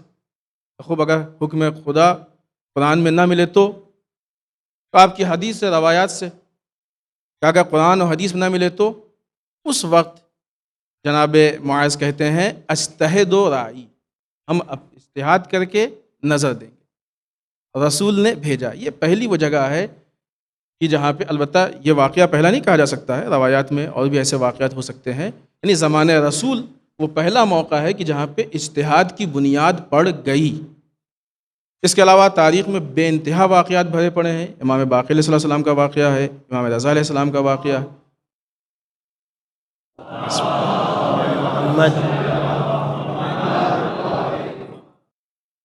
امام باقر علیہ السلام کے زمانے میں جناب آبان بن تغلب آپ کے مشہور صحابی ہیں، انہوں نے ان سے کہا کہ میں یہ چاہتا ہوں کہ تم مسجد میں بیٹھو اور بیٹھ کے لوگوں کو فتوے دو، اور میں تم کو اپنے اصحاب کے بیچ میں دیکھنا پسند کرتا ہوں۔ یہ اس طرح سے صریحی روایات بھری پڑی ہیں۔ اگر کوئی یہ کہتا ہے کہ یہ اجتہاد یا تقلید، یہ ساری چیزیں. البتہ دوسری طرف سے بھی روایات ہیں. لوگوں نے آ کے ائمہ سے پوچھا کہ مثلاً ہم ہر سوال کو آپ سے نہیں پوچھ سکتے ہیں، ہم ہر بات کو آپ سے آ کے نہیں دریافت کر سکتے ہیں، کیا ہم فلاں سے معلوم کر سکتے ہیں؟ امام نے کہا کہ ہاں، آپ بالکل ان سے معلوم کر سکتے ہیں. یعنی تقلید کی بھی اجازت دی، ادھر سے اجتہاد کی بھی. اگرچہ ایک کافی تھی. اگر اجتہاد کی اجازت دی تو اس کا مطلب کہ تقلید کو جائز جان رہے ہیں، یا تقلید کی اجازت دی اس کا مطلب اجتہاد کو جائز جان رہے ہیں. لیکن وہ دونوں حضرات جو یہ کہتے ہیں کہ یہ علماء نے اپنے آپ سے یا اپنی پیروی کرنے کے لیے شروع کروا دیا ہے، یہ غلط ہے. یہ غلط کیا، یہ تو یوں کہا جائے کہ وہ نیکی کا کنویں میں ڈال والی بات ہو گئی. یہ عالم بیچارہ اپنی پوری زندگی، اس کو بھی یہ بھی چاہتا ہے کہ مثلاً آپ کی طرح بہترین بزنس کرے، آپ کی طرح بہترین کمائے، لیکن اس نے ان سب چیزوں کی قربانی دی. جب آدمی اتنی محنت کرتا ہے، اتنا دماغ و عقل صرف کرتا ہے، اگر اسی دماغ کو ادھر لگا تو شاید آپ سے اچھا بزنس مین ہوتا، وہ آپ سے بہتر پیسہ کماتا، آپ سے اچھی بلڈنگ بنواتا، آپ سے اچھی گاڑی لیتا. لیکن اس نے قربانی دی، اپنی پوری زندگی صرف کی تاکہ آپ کو حکم خدا بتا سکے، اور آپ کہہ رہے ہیں کہ یہ اپنے لیے کر رہا ہے. اس کے معنی یہ ہے کہ اس اجتہاد میں، اس تقلید میں حکم معصوم بھی شامل ہے، یا تقریر معصوم بھی شامل ہے، عمل معصوم بھی شامل ہے. اس سے تو کہا جا سکتا ہے کہ سب کچھ شامل ہے. شامل ہے. حکم بھی اس دیا کے ہے. معنی یہ ہے کہ جو انسان اگر تقلید کا انکار کرتا ہے یا مجتہدین کا انکار کرتا ہے. دیکھیں، در واقع یہاں پہ مجتہد کا انکار، بعض مراجع نے اس کو، بلکہ سارے علماء نے کہا ہے، در واقع مجتہد کا انکار نہیں ہے، یہ حکم معصوم کا انکار ہے. یہ حکم معصوم کا انکار ہے. اگر آپ آج کسی سے کہہ دیجئے کہ فلاں شخص کے ساتھ جائیے اور جو یہ کہے ضروریات پوری کیجیے، اگر وہ اس کی ضروریات نہیں پوری کر رہا ہے تو وہ اس کی بات نہیں منع کر رہا ہے، وہ آپ کی بات کا انکار کر رہا ہے، کیونکہ آپ نے کہا اس کی ساری باتیں مانو. معصومین نے کہا اجتہاد کے لیے، اور پھر کیونکہ یہ اپنی طرف سے نہیں کہہ رہا ہے، یہ حکم خدا کہہ رہا ہے، لہٰذا ادھر سے بھی اس نے حکم معصوم کی مخالفت کی، ادھر سے بھی حکم خدا کی مخالفت کی، نہ گھر کا نہ گھاٹ کا. مولانا حافظ صاحب قبلہ، ایک موضوع باقی رہ جاتا ہے، بلکہ دو موضوعات ہیں، اور اس میں سے ایک موضوع میں خصوصی طور پر آپ سے سوال کرنا چاہوں گا کہ جب ہمارے پاس ائمہ علیہم الصلاۃ والسلام کی احادیث، جسے شریعت کی اصطلاح میں اخبار کہا جاتا ہے، جب اخبار موجود ہیں تو اخباری کیوں نہ بن جائیں ہم؟ آپ لوگ اخباریت کی کرتے ہیں. آپ اخباری بنیے یا پیپر والا بنیے، ہم سے کیا مطلب، جو جل چاہ بن جائیے، وہ الگ مسئلہ ہے. دیکھیے، مسئلہ یہ ہے کہ برادر، میں آپ سے عرض کروں کہ اس میں تقلید نام ہے ایک ان پڑھ کا، ایک جاہل کا، ایک وہ شخص جو اپنے زندگی کے مسائل سے واقف نہیں ہے، کسی ماہر سے رجوع کرنا. وہ لوگ جو تقلید کی مخالفت کر رہے ہیں، میں ان سے پوچھوں گا کہ اگر ان کی زندگی میں مسئلہ پیش آتا تو کیا کرتے ہیں؟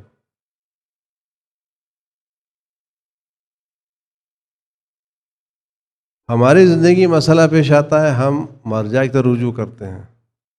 جو تقلید کی مخالفت کر رہے ہیں، آخر ان کو نماز، روزہ، حج، زکوٰۃ کرنا ہے نہیں کرنا ہے؟ وہ حج کرنے گئے، کوئی مسئلہ پیش آیا تو کیا کریں گے؟ وہ خود اجتہاد کریں گے یا کسی کو فون کر کے پوچھیں گے؟ خود تو اجتہاد کر نہیں سکتے. اگر وہ فون کر کے ہندوستان پوچھ رہے ہیں تو جس سے فون کر رہے ہیں تو کیا اس کی تقلید نہیں کر رہے ہیں؟ وہ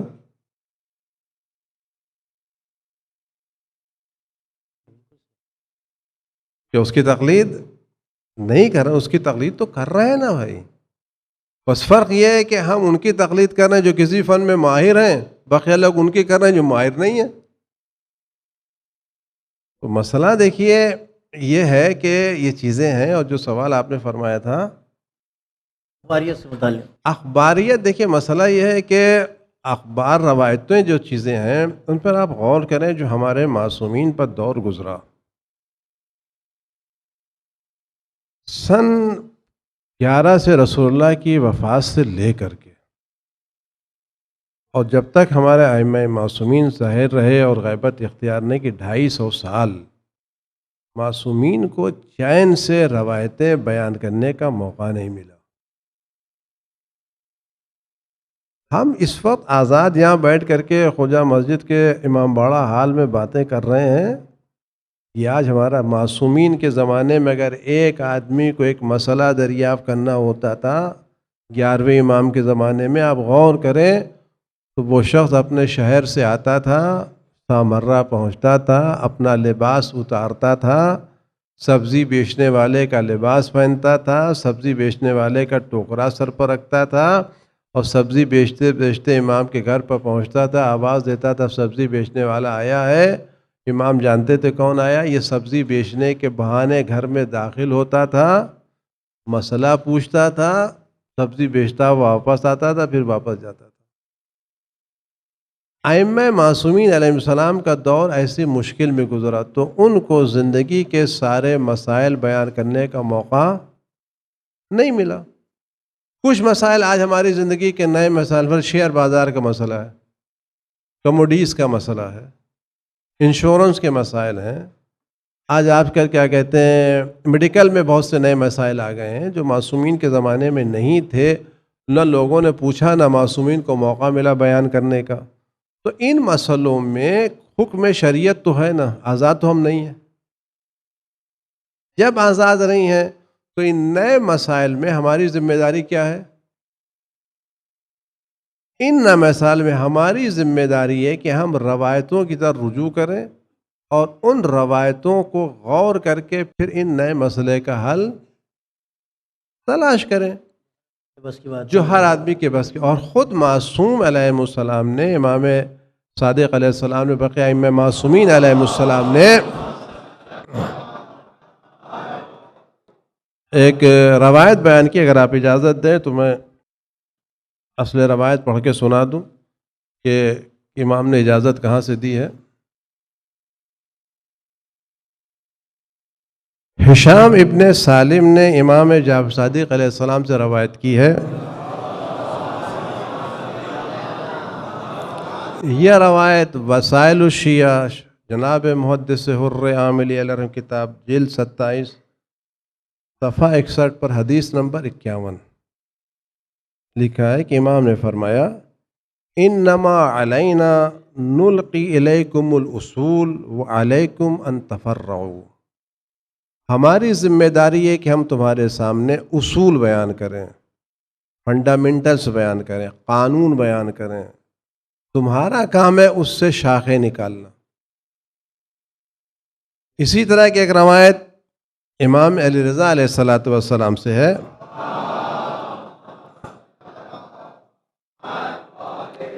یہ بھی روایت اسی کتاب میں، علینا القاء الاصول وعلیکم التفریع، ہمارا کام ہے اصول قانون بیان کرنا، اس کو منطبق کرنا تمہارا کام ہے۔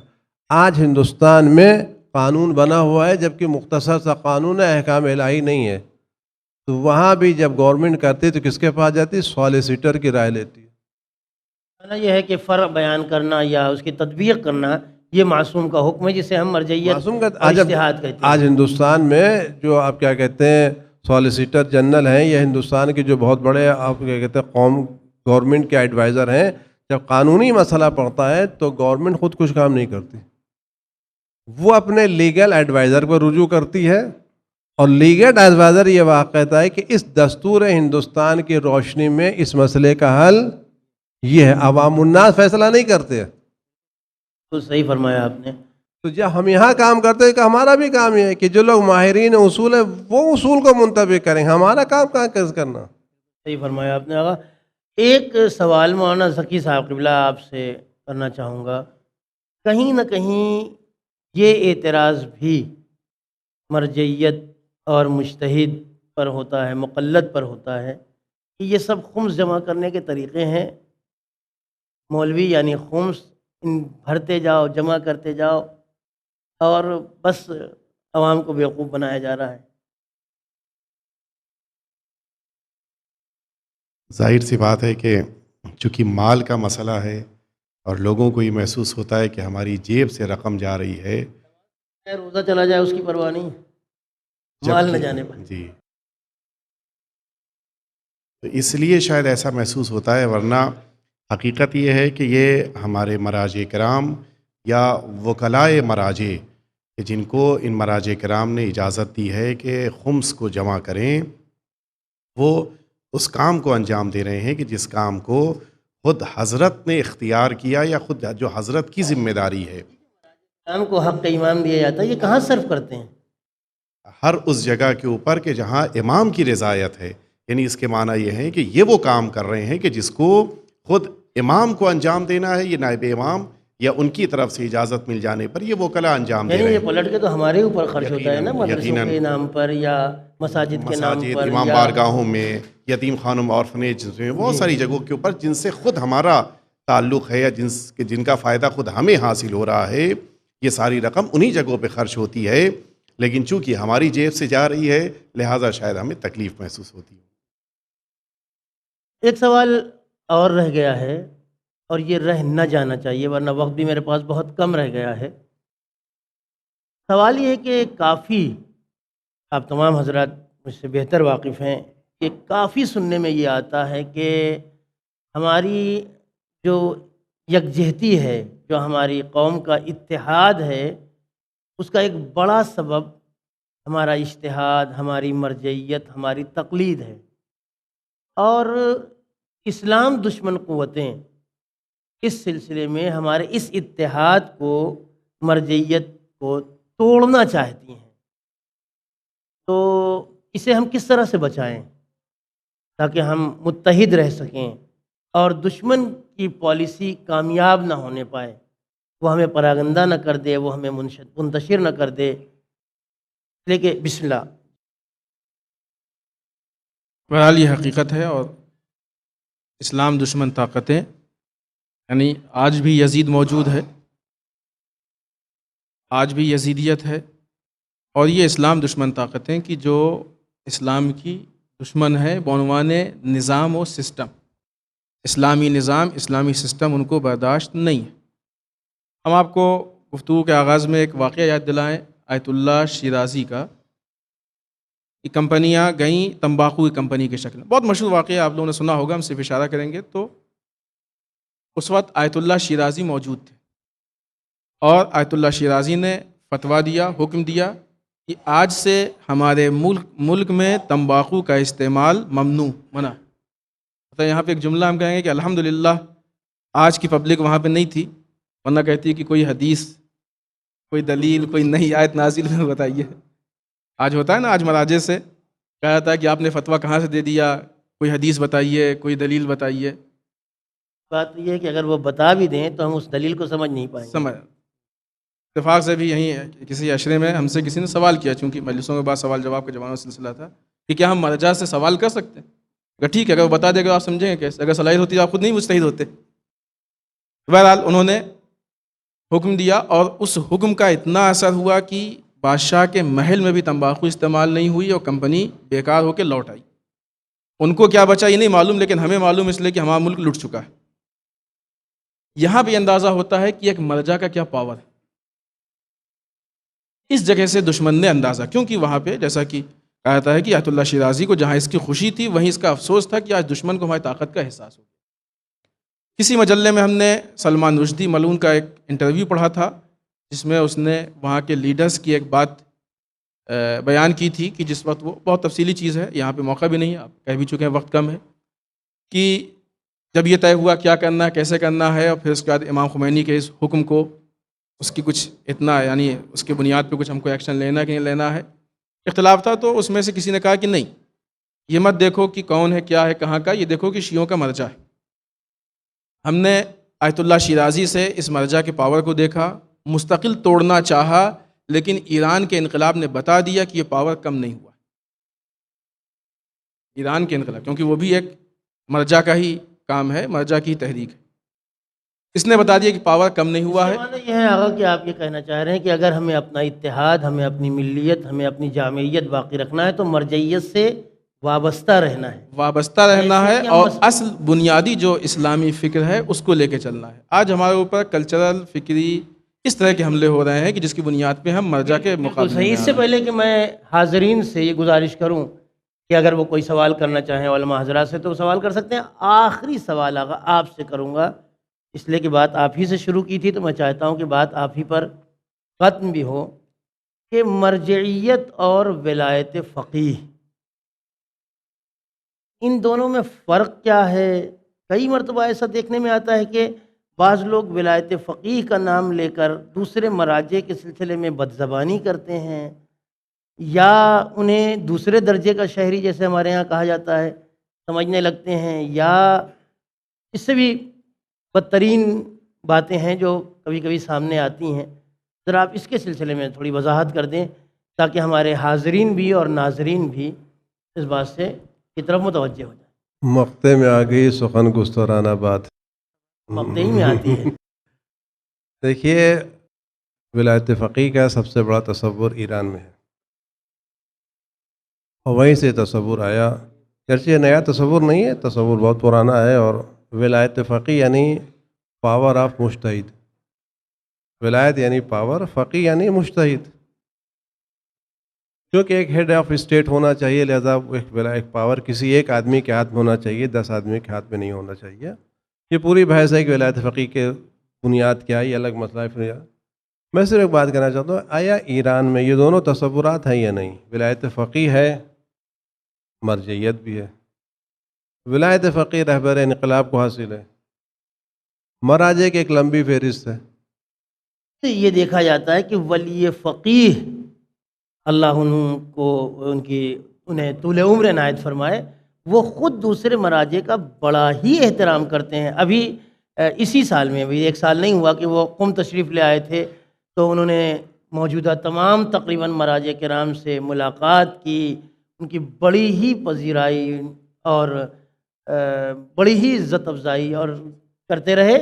لیکن یہاں جو ہم دیکھتے ہیں زمینی حقیقت وہ ذرا اس سے مختلف ہے۔ دیکھیے، یہاں وہی پتہ نہیں چلتا کہ زمین حقیقت آئی کہاں سے۔ اگر یہ حقیقت ایران سے آئی ہوتی تو ایران میں ظاہر بات ہے کہ رہبر انقلاب ہیں جن کو ولایت فقیہ حاصل ہے اور ولی فقیہ ہیں، وہ اس میں کوئی چیلنج کی بات ہی نہیں ہے۔ لیکن جو مراجع ان کا احترام کرتے ہیں، اور اختلاف نظر الگ مسئلہ ہے۔ اور انہوں نے آنے کے بعد آپ غور کریں کہ میں جو آپ سے بات عرض کر رہا ہوں کہ ایک زمانہ وہ تھا کہ جب ایران میں بات آ گئی کہ بعض لوگ مراجع کو، خاص آیت اللہ عظمہ خوئی کو برا بھلا کہتے تھے، وہ رہبر انقلاب نے آنے کے بعد باقاعدہ پوری شدت کے ساتھ اس مہم کو روکا، اور باقاعدہ جب آیت اللہ عظمہ ابوالقاسم الخوئی علی اللہ مقامہ کی وفات ہوئی ہے تو جو انہوں نے پیغام تعزیت اور تسلیت پیش کیا تھا، اس میں کام ہوا۔ ابھی آپ دیکھ لیں کہ جیسے آپ نے فرمایا کہ قوم میں گئے، علماء کا احترام کیا، اور آیت اللہ مکارم ہیں، آیت اللہ وحید خراسانی ہیں، آیت اللہ کیا کہتے ہیں نوری حمدانی ہے، عقیدہ شبیر جنزانی ہے، ایک مراجع کی لمبی فہرست ہے، سب کی تقلید ہے، سب کی رسالے عملیہ ہیں، نہ ان کی کوئی کام کرتا ہے۔ دیکھنے میں آتا ہے کہ وہاں پر تو دوسرے مراجع کی تقلید کرنے والے ہیں جو اپنے اپنے مراجع کی تقلید بھی کرتے ہیں اور ولایت فقیہ کے بھی قائل ہیں۔ دیکھیے، ولایت فقیہ کا مسئلہ یہ میں آپ سے کروں کہ ولایت فقیہ ایک فقہ کا پاور ہے، وہ کب استعمال ہوتا ہے یہ فقیہ جانتا ہے۔ یہ بات میں آپ کے سامنے عرض کروں کہ ولایت فقیہ کا حکم اور فتویٰ دو الگ الگ چیز ہے۔ رہبر انقلاب بعنوان رہبر ولایت ولی فقیہ ایک الگ مسئلہ ہے، اور رہبر انقلاب بعنوان اگر کوئی مجتہد۔ ولی فقیہ حکم دیتا ہے تو کیا وہ حکم ہندوستان میں بھی ہم نافذ کر سکتے ہیں؟ دیکھیے، جب ولی فقیہ حکم دے گا تو جو ولی فقیہ حکم دے گا خود اس سے پوچھا جائے گا اس کے حکم کا دائرہ کہاں تک ہے۔ جہاں تک وہ حکم کا دائرہ بتائے گا وہ دائرہ حکم وہاں تک چلے گا۔ فرض کہ جس وقت ایران میں انقلاب آیا تو امام خمینی نے کہا کہ لوگوں کو سڑکوں پر نکل آنا چاہیے، یہ حکم ٹھیک تھا، ایران کے لیے تھا، وہاں تھا۔ اگر کسی جو بھی ولی فقیہ ہے، اگر کسی ولی فقیہ نے کوئی حکم دیا تو اس کا دائرہ اس سے پوچھا جائے گا وہ کہاں تک ہے۔ اور یہ بات یقین، اگر ولی فقیہ کوئی حکم دیتا ہے تو اس کا حکم بقیہ دوسرے مراجع کے مقلدین پر بھی۔ ولایت فقیہ کے یہ معنی کہاں سے نکالے جاتے ہیں کہ دوسرے مراجع کی توہین کی جائے یا ان کے بارے میں؟ وہی تو یہ جو مانا ہے یہ تو ان سے سیدھے تبصرے کیے پوچھیں، جائیں۔ یہ جو تبصرے کرتے ہیں یہ تو میرے خیال سے نہ یہ آغائے امام خمینی کے ماننے والے ہیں، نہ یہ رہبر انقلاب کے ماننے والے اس ہیں، سے خود ان کی توہین ہوتی ہے۔ اس لیے کہ رہبر انقلاب نے آج تک کسی مرجع کی توہین نہیں کی، بلکہ ابھی آغائے مہدوی پور کچھ دنوں کے بعد آنے والے ان سے ملاقات ہوئی تو انہوں نے کہا کہ رہبر انقلاب نے اپنا نمائندہ نجف میں معین کیا اور اس کو حکم دیا کہ ہمارا شہریہ آیت اللہ سستانی کے شہریے سے زیادہ نہیں ہونا چاہیے. آپ حج کے موقع پر چلے جائیے، آغا سیستانی کا بے سر کا وفد جاتا ہے، آیت اللہ رہبر انقلاب کا وفد جاتا ہے، دونوں وفود کے ممبران ایک دوسرے سے ملتے ہیں، آتے ہیں. یہ جو یہاں کبھی کبھی سننے میں آتا ہے تو اس سے پتہ چلتا ہے کہ یہ جو تحریک ہے یا جو تفسیر ہے یا جو بھی جس کو آپ کہہ لیجئے، اس کا تعلق ایران سے نہیں ہے. اس کے پیچھے کوئی اور دشمن طاقتیں کام کر رہی ہیں. اور یہ جو میں آپ سے آپ نے کہی بڑی اچھی بات کہی، اور اس کی طرف ہمیں متوجہ رہنے کی ضرورت ہے. اور میں آپ سے عرض کروں کہ یہ جو تبصرے ہو رہے ہیں جو آپ نے بیان کیا کہ کبھی کبھی کانوں میں سننے میں آ رہا ہے، یہ تبصرے خود مرجعیت کے نظام کو کمزور کر رہے ہیں. اس لیے کہ ظاہر سی بات ہے کہ ہم ایک مرجع کی تقلید کرتے ہیں، آپ ایک مرجع کی تقلید کرتے ہیں. اگر آپ ہمارے مرجع کو برا بھلا کہیں گے تو ایک زمانے میں صبر کا پیمانہ تو لبریز ہوگا نا. ہمارے مرجع معصوم تو نہیں ہے نا، معصوم تو 14 ہیں، فی الحال تو کوئی معصوم نہیں ہے. آپ وہاں ایک عیب نکالیں گے تو دوسرے میں ڈھونڈنے سے عیب نکل ہی آئیں گے، خامیاں تو نکلیں گی. آپ تلاش کریں تو معصوم تو نہیں ہے نا آخر. تو جب یہ کام ہوگا تو یہ خود ہم ایک دوسرے کی، دیکھیے مثال میں آپ سے ہے، یہ ہو کیا رہا ہے کام. ایک باغ میں 3 آدمی گئے، تینوں ساتھ ساتھ گئے. باغبان نے دیکھا کہ یہ تینوں سے مقابلہ نہیں کیا جا سکتا، مارے کھائیں گے. اس نے کیا کیا؟ 2 سے کہا کہ آپ تو آئے، بہت اچھا کیا، آپ میرے گاؤں والے ہیں، میرے ابا کے دوست ہیں، آپ فلاں ہیں، اور آپ کا باغ تھا، آپ آئیے. تم کائے کو ہے؟ تیسرے کو اٹھایا، تیسرے کی اس نے دھنائی کر دی، قاعدے سے مار دیا. یہ 2 خاموش بیٹھے رہے کہ بھائی ہمارا کیا ہوتا ہے. وہ تو دوسرا پیٹ رہا ہے.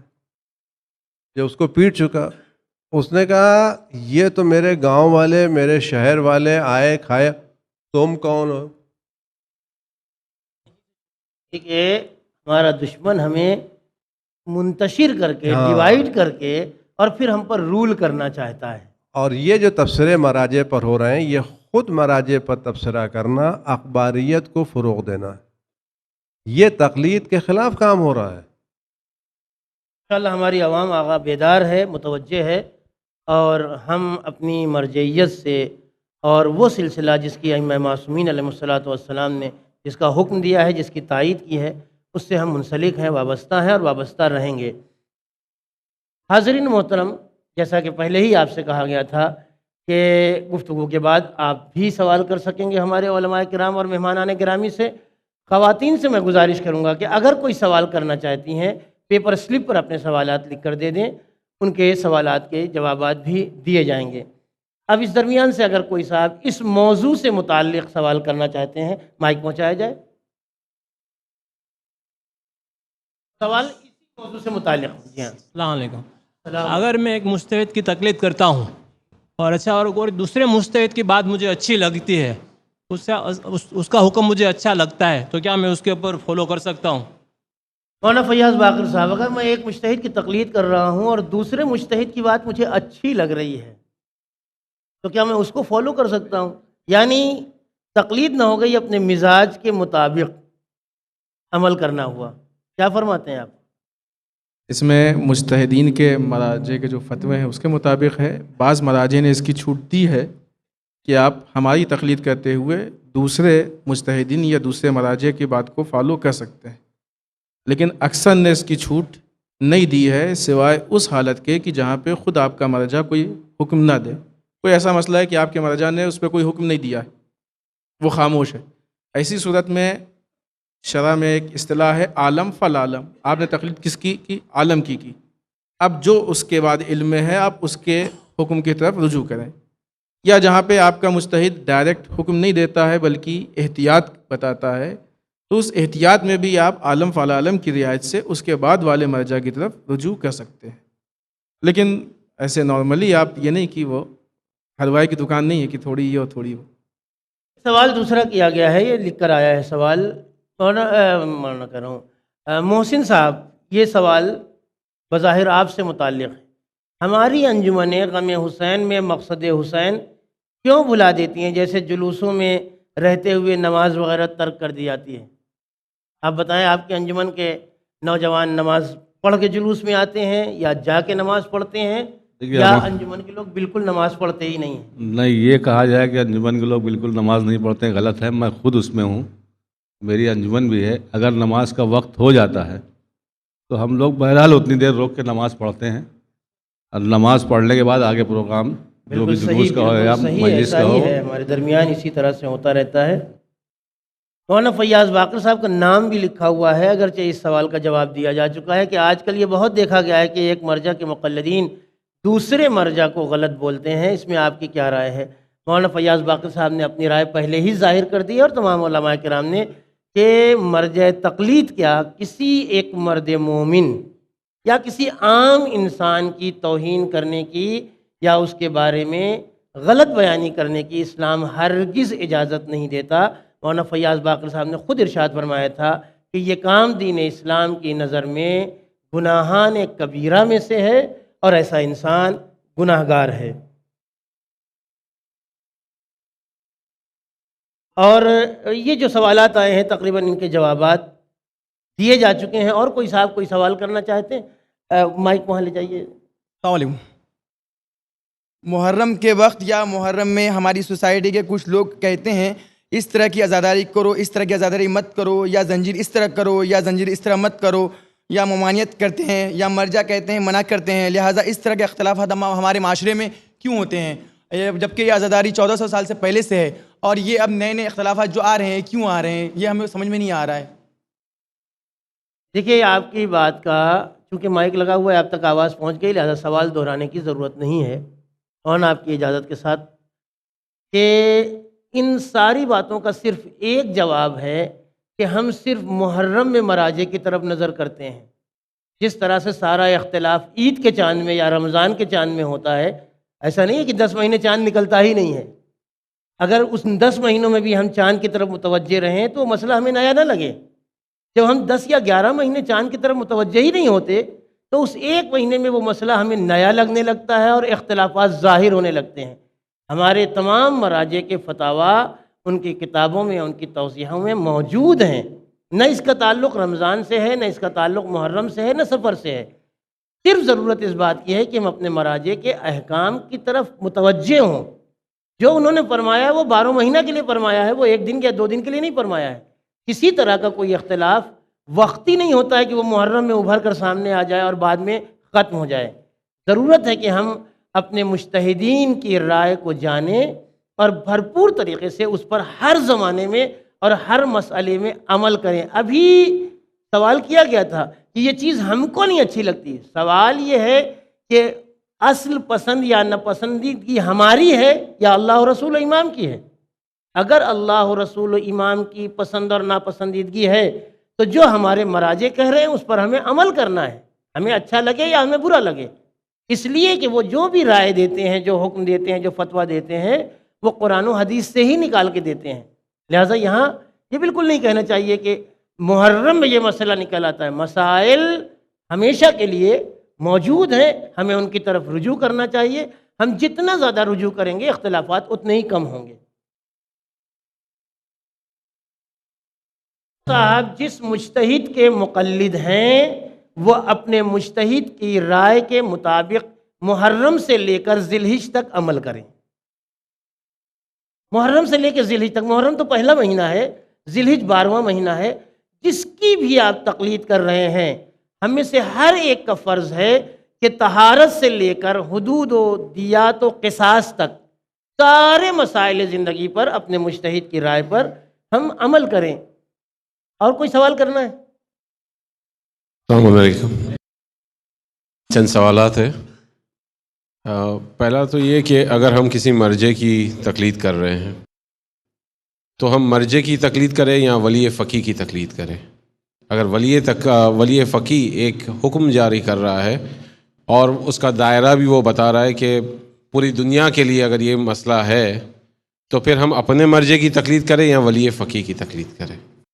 ابھی آغا عابدی صاحب آپ خود دوبارہ اپنی بات کو ابھی آغا کہہ چکے ہیں کہ تقلید اپنی جگہ پر ہے، ولی فقیہ کا حکم، فتویٰ نہیں، حکم الگ ایک حیثیت رکھتا ہے۔ فرمایا آغا۔ دیکھیے، حکم ایک الگ چیز ہے اور فتویٰ ایک الگ چیز ہے۔ ان دونوں میں آپ چیز فرق سمجھیں۔ میں آپ مثال دوں کہ 3-4 سال پہلے کی بات ہے کہ ایران میں رہبر انقلاب آقا خامنئی کے نزدیک چاند ثابت ہو گیا، قوم کے بقیہ مراجع کے نزدیک چاند ثابت نہیں ہوا، بحث کی ضرورت تھوڑی نہیں ہوا۔ تو آقا خامنئی کے مقلدین نے نماز پڑھی اور بقیہ کے مقلدین نے نماز اس دن نہیں پڑھی اور روزہ بھی نہیں توڑا۔ یہ مسئلہ تھا، کیونکہ یہ مسئلہ فتوے کا ہے۔ دیکھیے فتویٰ کا لہجہ الگ ہے، حکم کا لہجہ الگ ہے۔ رہبر انقلاب بعنوان مجتہد ایک فتویٰ دیتے ہیں، اس فتوے کا اختلاف بقیہ دوسروں کا اختلاف، بس کہ چاند کے مسئلے میں ان کا مسئلہ ہے، افق کا مسئلہ ہے۔ آیت اللہ سستانی کا مسئلہ الگ مسئلہ، آیت اللہ وحید خراسانی کا مسئلہ الگ مسئلہ ہے۔ تو ہر مقلد اپنے مجتہد کے فتوے کے مطابق عمل کرے گا، لیکن جس آپ کا سوال ہے جی اسی سے ریلیٹڈ ہے کہ ولی فقی جیسے آپ نے ابھی بتایا تھا، آپ نے یہ کہا کہ مرجع کے پیچھے امام کی تائید ہوتی ہے، تو آج کی تاریخ میں ہمارے پاس کافی مرجع ہیں، تو ہم یہ مانیں کہ ہر ایک مرجع جتنے بھی مرجع ان سب کو تائید ہے، یا پھر جیسے فیاض باقر صاحب نے کہا کہ 11ویں امام کی، میرے خیال سے 11ویں امام کی حدیث بتائی وسائل الشیعہ کی کہ ایک کنڈیشنز بتائیے مرجع کے لیے، تو اس کنڈیشنز میں تو کافی لوگ آ سکتے ہیں، ضروری نہیں کہ ایک مرجع، ایک عام نارمل انسان بھی آ سکتا ہے۔ مجتہدین کی تعداد تقریباً 100 سے زیادہ ہے، صحیح ہے، جی ہاں۔ کچھ مجتہد کو ہی آگے لایا جاتا ہے، اسی طرح ولی فقی کے اندر ایک ہی نام کیوں آتا ہے؟ کیا اس درجے پہ اور کوئی نہیں ہے؟ ابھی آقا نے فرمایا کہ ہیڈ آف اسٹیٹ ایک ملک کے گورننس کے لیے ظاہر سی بات ہے کسی ایک کی ضرورت ہوگی۔ مراجع اپنے فتویٰ ضرور دیتے ہیں، لیکن میں سوری آپ کو انٹرپٹ کروں گا، یہ کون ڈیسائیڈ کرے گا؟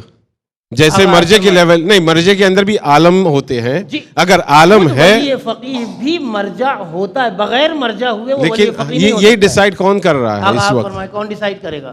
ابھی جو سلسلہ ایران میں ہے وہ سلسلہ خبرگان میں تقریباً 80 سے زیادہ ممبرز ہیں اور سب مراجع ہیں۔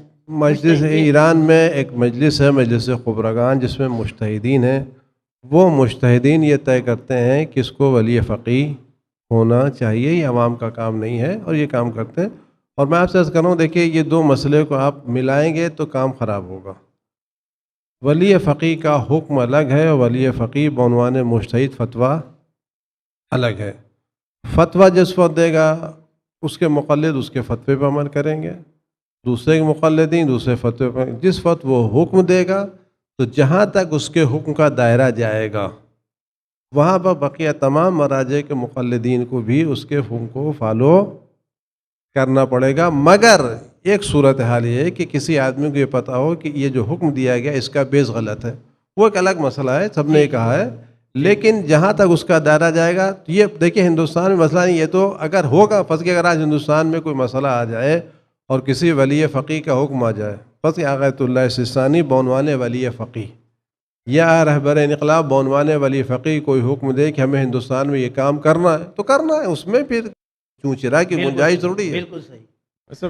مسئلہ یہاں پر آ جاتا ہے، مسئلہ یہاں پر آ جاتا ہے کہ آج جیسے آپ نے کہا کہ کوئی پارٹی نہیں ہے، لیکن آن دا سٹیج اچھا لگتا ہے کہنے کے لیے پارٹی نہیں ہے، لیکن حقیقت میں ہر کوئی جانتا ہے کہ پارٹی بن چکی ہے، بنی نہیں پہلے ہی اسے کنڈم کیا ہے۔ نہیں، کنڈم کرنا ایک الگ بات ہے، لیکن گراؤنڈ فیکٹس ڈفرینٹ ہے، گراؤنڈ فیکٹس کمپلیٹلی ڈفرینٹ ہے۔ آج آپ یہ دھیان میں رکھیں، اگر سب جیسے بچے نے سوال کیا ابھی جی عزاداری کے ہی سلسلے میں، اسی طرح زیارت عاشورہ کے اندر ہم لعنت پڑھتے ہیں تو یہ کہا جاتا ہے کہ یہ امام سے وارد ہی نہیں ہوئی ہے، اسی کو کمپلیٹلی منع کر دیا جاتا ہے کہ یہ وارد ہی نہیں ہوئی ہے۔ اسی طرح آیت اللہ خامنئی کے نام سے بتایا جاتا ہے کہ ضروری نہیں ہے کہ جو چیز امام معصوم سے وارد نہ ہوئی ہو وہ غلط ہو، یہ ضروری بات غلط کی نہیں، لعنت ہی نہ پڑھے، نہیں لعنت ہی نہ پڑھے، یہ بات تو یہی ہو گئی۔ نہیں، لعنت پڑھنا یا پڑھنا نہ پڑھنا یہ ایک الگ مسئلہ۔ جہاں تک اگر یہ کہا جاتا ہے کہ یہ زیارت معصوم سے وارد نہیں ہوئی، اس کا فیصلہ تو محققین کریں گے، لیکن اس کا معصوم سے وارد نہ ہونا اس بات کی دلیل نہیں کہ یہ ناجائز ہے، اس کا پڑھنا نعوذ باللہ جب یہی تو بتایا جاتا ہے کہ جب یہ معصوم سے وارد ہی نہیں ہوئی تو آپ کیوں پڑھ رہے ہیں؟ بہت ساری باتیں ہیں جو آپ معصوم کیوں سے پڑھ وارد رہے نہیں ہیں؟ ہیں۔ یعنی یہ آپ سماج کے اندر، سوسائٹی کے اندر تفریقہ یعنی ڈویژن پیدا کر رہے ہیں. اگر ایسا کوئی کر رہا ہے تو آغا پہلے ہی کہہ چکے ہیں کہ شاید یہ کسی طرح کا تفرقہ یا کسی اور کا دماغ اور ہماری زبان. آغا صاحب یہ میں اب یہ بتا رہا ہوں کہ اسٹیج پہ بیٹھ کے ایک بات بولنا وہ ڈیفرنٹ ہے، گراؤنڈ حقیقت ڈیفرنٹ ہے کمپلیٹلی. گراؤنڈ پر آپ اور اسی وجہ سے اخباریت پھیلتے جا رہی ہے، کیونکہ یہی ساری پوائنٹس کہ آیت اللہ شیشتانی نے اس طرح سے کہا. بشیر نجفی کون صاحب ہے مثال کے طور پہ، سوری میں اپنی زبان کو، میں اپنے الفاظ جو ہے وہ صحیح سے نہیں کہہ پا رہا ہوں، لیکن یہ بات ہوتی ہے کہ جیسے اگر بشیر نجفی صاحب بھی مرجو کے اندر شمار ہوتے تو وہ کون ہے؟ میں آپ کی بات سمجھ رہا ہوں، آپ اجازت دیں. ہم شروع سے اسی بات کو بار بار دہراتے رہے ہیں کہ کسی کو بھی اس بات کا حق بالکل نہیں ہے کہ وہ جس کی تقلید نہیں کر رہا ہے اس کے بارے میں بدزبانی کرے. کیا کرنا ہے کیا نہیں کرنا ہے یہ وہ خود طے کرے گا، اس کا مجتہد طے کرے گا، لیکن ہمیں بالکل یہ حق نہیں ہے. یہ گناہان کبیرہ میں سے ہے. اگلا سوال خواتین کی طرف سے، ایک سوال ہے خواتین کی طرف سے، میں اسے ضرور دیکھیے اس میں آپ سے عرض کروں یہ دردناک واقعہ ہے اور آپ جو کہہ رہے ہیں وہ حقیقت ہے، لیکن اگر ہماری آنکھیں کھلی ہوئی ہیں ہم اس طرح کے عناصر کی بات کو قبول کر کے ان کو بڑھاوا کیوں دے رہے ہیں؟ بالکل صحیح آپ بالکل صحیح بات ہے. جو اس طرح کی باتیں، جو بھی میں عرض کر رہا ہوں، جو اس طرح کی باتیں کر رہے ہیں وہ تقلید کے لباس میں تقلید کی مخالفت کر رہے ہیں. تقلید کے لباس میں تقلید کی مخالفت کر رہے ہیں. یہ کام صحیح نہیں ہے. اور یہ لوگ، میں آپ سے یقین جو بھی ہیں، چاہے وہ جو تقلید کی مخالفت کرنے والوں یا کچھ ہوں، یہ کچھ دنوں کی دھوپ ہے، ختم ہو جائے گی، کیونکہ غیبت کا امام اس طرح کے عناصر کو پنپنے نہیں دے گا. انشاءاللہ.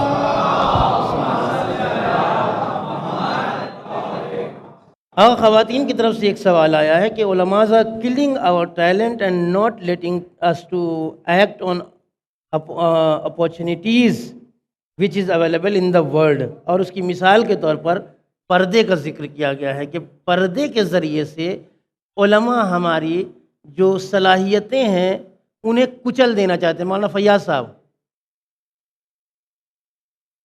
اتفاقاً ہمیں لگتا ہے کہ یہ جسٹ ایک دم الٹی بات ہے کہ پردے کے ذریعے سے صلاحیتیں کچل نکھارنا چاہتے ہیں. ہمیں یہ لگتا ہے کہ پردے کے ذریعے سے آپ کی صلاحیتیں آپ کو دکھانے کا موقع ملتا ہے. دیکھیں ایک چھوٹی سی مثال دیں، کیونکہ کئی مرتبہ یہ وہاں لگایا چکی کہ وقت کم ہے. آپ کے گھر میں بیش قیمتی ہیرا رکھا ہوا ہے. بینک سے بھی آپ نے دیکھا ہوگا پیسے آتے ہیں بینک میں، کیش آتا ہے جاتا ہے. کوئی بھی بینک مینیجر کیش یوں ہی لے کے نہیں چلا جاتا ہے. جب کیش کو لے آنا ہوتا ہے سیکورٹی آتے ہیں، آفیسرس آتے ہیں، فارمیلٹیز پوری ہوتی ہے، اس کی مخصوص گاڑی آتی ہے، پھر وہ جاتا ہے. جب تک اس کی سیکورٹی کا انتظام نہیں ہوتا ہے اس وقت تک وہ کیش بینک کی تجوری سے باہر نہیں نکلتا ہے. اسی طریقے سے خاتون اسلام کی نگاہ میں بہت محترم اور بہت قیمتی چیز ہے. اس کو باہر خطرہ ہے. اگر اس خطرے سے بچنے کا انتظام نہیں ہوگا تو یہ باہر نہیں نکل سکتی. آج جتنی بھی وی آئی پیز، جتنے بھی امپورٹنٹ پرسن ہیں، منسٹرز ہوں، کچھ بھی ہوں، جب تک سیکورٹی نہیں طے کرتی کہ ان کے لیے خطرہ نہیں، باہر نہیں نکلتے ہیں. آپ کا حجاب آپ کی سیکورٹی ہے. جب تک آپ کے لیے خطرہ ہے آپ گھر سے نہیں نکل سکتی ہیں. یہ حجاب آپ کو خطرے سے بچاتا ہے. تو اب خطرہ نہیں، جب حجاب نہیں تھا تو خطرہ تھا تو آپ محدود تھیں گھر میں. حجاب آ گیا تو آپ آزاد ہو گئیں. تو حجاب آپ کو محدود نہیں کر رہا، حجاب آپ کو آزاد کر رہا ہے. اب جب حجاب آ گیا تو حجاب کے بعد آپ کچھ بھی کر سکتی ہیں. حجاب کسی چیز مانے نہیں ہے. آپ ڈرائیونگ کر سکتی ہیں، لیکچر دے سکتی ہیں، پڑھا سکتی ہیں. جناب بی بی سیدہ سلام اللہ علیہا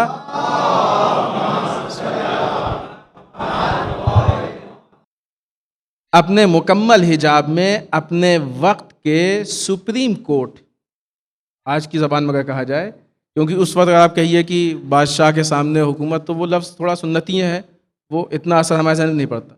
اپنے وقت کے خلیفہ کہیے نہیں، سپریم کورٹ میں چیف جسٹس اس حکومت کے اعتبار سے اس کے سامنے کھڑی ہو کے اپنے حق کو مانگ سکتی ہیں حجاب میں. اب بتائیے آپ کیا نہیں کر سکتی ہیں؟ جب ایسے عالم میں صدیقہ طاہرہ حجاب میں نکل کے اپنے حق کو مانگ سکتی ہیں، انصار و مہاجرین کے ہاں، اصحاب کے ہاں جا کے ان کو قرآن کی تلاوت، قرآن پڑھا سکتی ہیں، تعلیم دے سکتی ہیں، مولا کائنات کے حق کے اس بات کے لیے ان کو گواہی کے لیے تیار کر سکتی ہیں، سب کچھ کر سکتی ہیں، تو پھر آپ کیوں نہیں کر سکتی ہیں؟ تو حجاب آپ کے لیے رکاوٹ نہیں ہے، بلکہ ایک راستہ ہے کہ جو کھل جاتا ہے۔ آپ نے فرمایا کہ حجاب کسی طرح کی رکاوٹ نہیں ہے۔ بہت سارے سوالات ایسے ہیں جو باتیں درمیان میں آ چکی ہیں اور جن کے جوابات دیے جا چکے ہیں، اس لیے اب انہیں دہرانے کا کیا رہبر اگر کوئی فتویٰ دیں تو یہ کہا جاتا ہے کہ ضرور کہ دیگر مجتہد پر یہ واجب ہے۔ فتوے کے لیے نہیں کہا گیا کہ حکم کے لیے کہا گیا ہے۔ کیا رہبر یا ولی فقیہ کا مرتبہ مجتہد سے زیادہ ہے؟ یہ ساری باتیں آ چکی ہیں، ذکر کی جا چکی ہیں۔ یہ کیا ولی فقیہ کو ماننا ضروری ہے، کیا ولی فقیہ کا حکم ماننا ضروری ہے، یہ ساری باتیں ابھی علماء کرام نے ہمارے سامنے رکھی ہیں۔ یہ ایک سوال آیا ہے جس میں یہ کہا گیا ہے آغا کہ کیا مرجعیت اسماعیلیوں جیسا کوئی سلسلہ نہیں ہے کہ ان کے یہاں بھی تتمہ امامت کے نام پر ایک سلسلہ آگے بڑھ رہا ہے جو آج بھی امام کی حیثیت رکھتے ہیں یا داعی کی حیثیت رکھتے ہیں، اور ہم انہیں مرجع کہتے ہیں؟ ان دونوں میں کہاں پر ہم ایک دیوار کھینچیں گے کہ وہ الگ ہیں، ہم الگ ہیں؟ آخری جواب آپ۔ دیکھیے سوال بہت اچھا ہے۔ مرجعیت اور داعیت میں بڑا فرق ہے۔ مرجع اپنی پسند سے، اپنے حکم سے، اپنی ثوابدید سے کوئی حکم بیان نہیں کر سکتا۔ کوئی بھی مرجع ہو، مجتہد کوئی بھی ہو، وہ یہ نہیں کہہ سکتا یہ میری پسند ہے۔ خان کہتے ہیں، استحسان کہہ لیے، جو بھی کہہ لیے، جو استحسان کہ مجھے اچھا لگتا، مجھے اچھا لگنے کا مرجعیت میں کوئی گنجائش نہیں ہے۔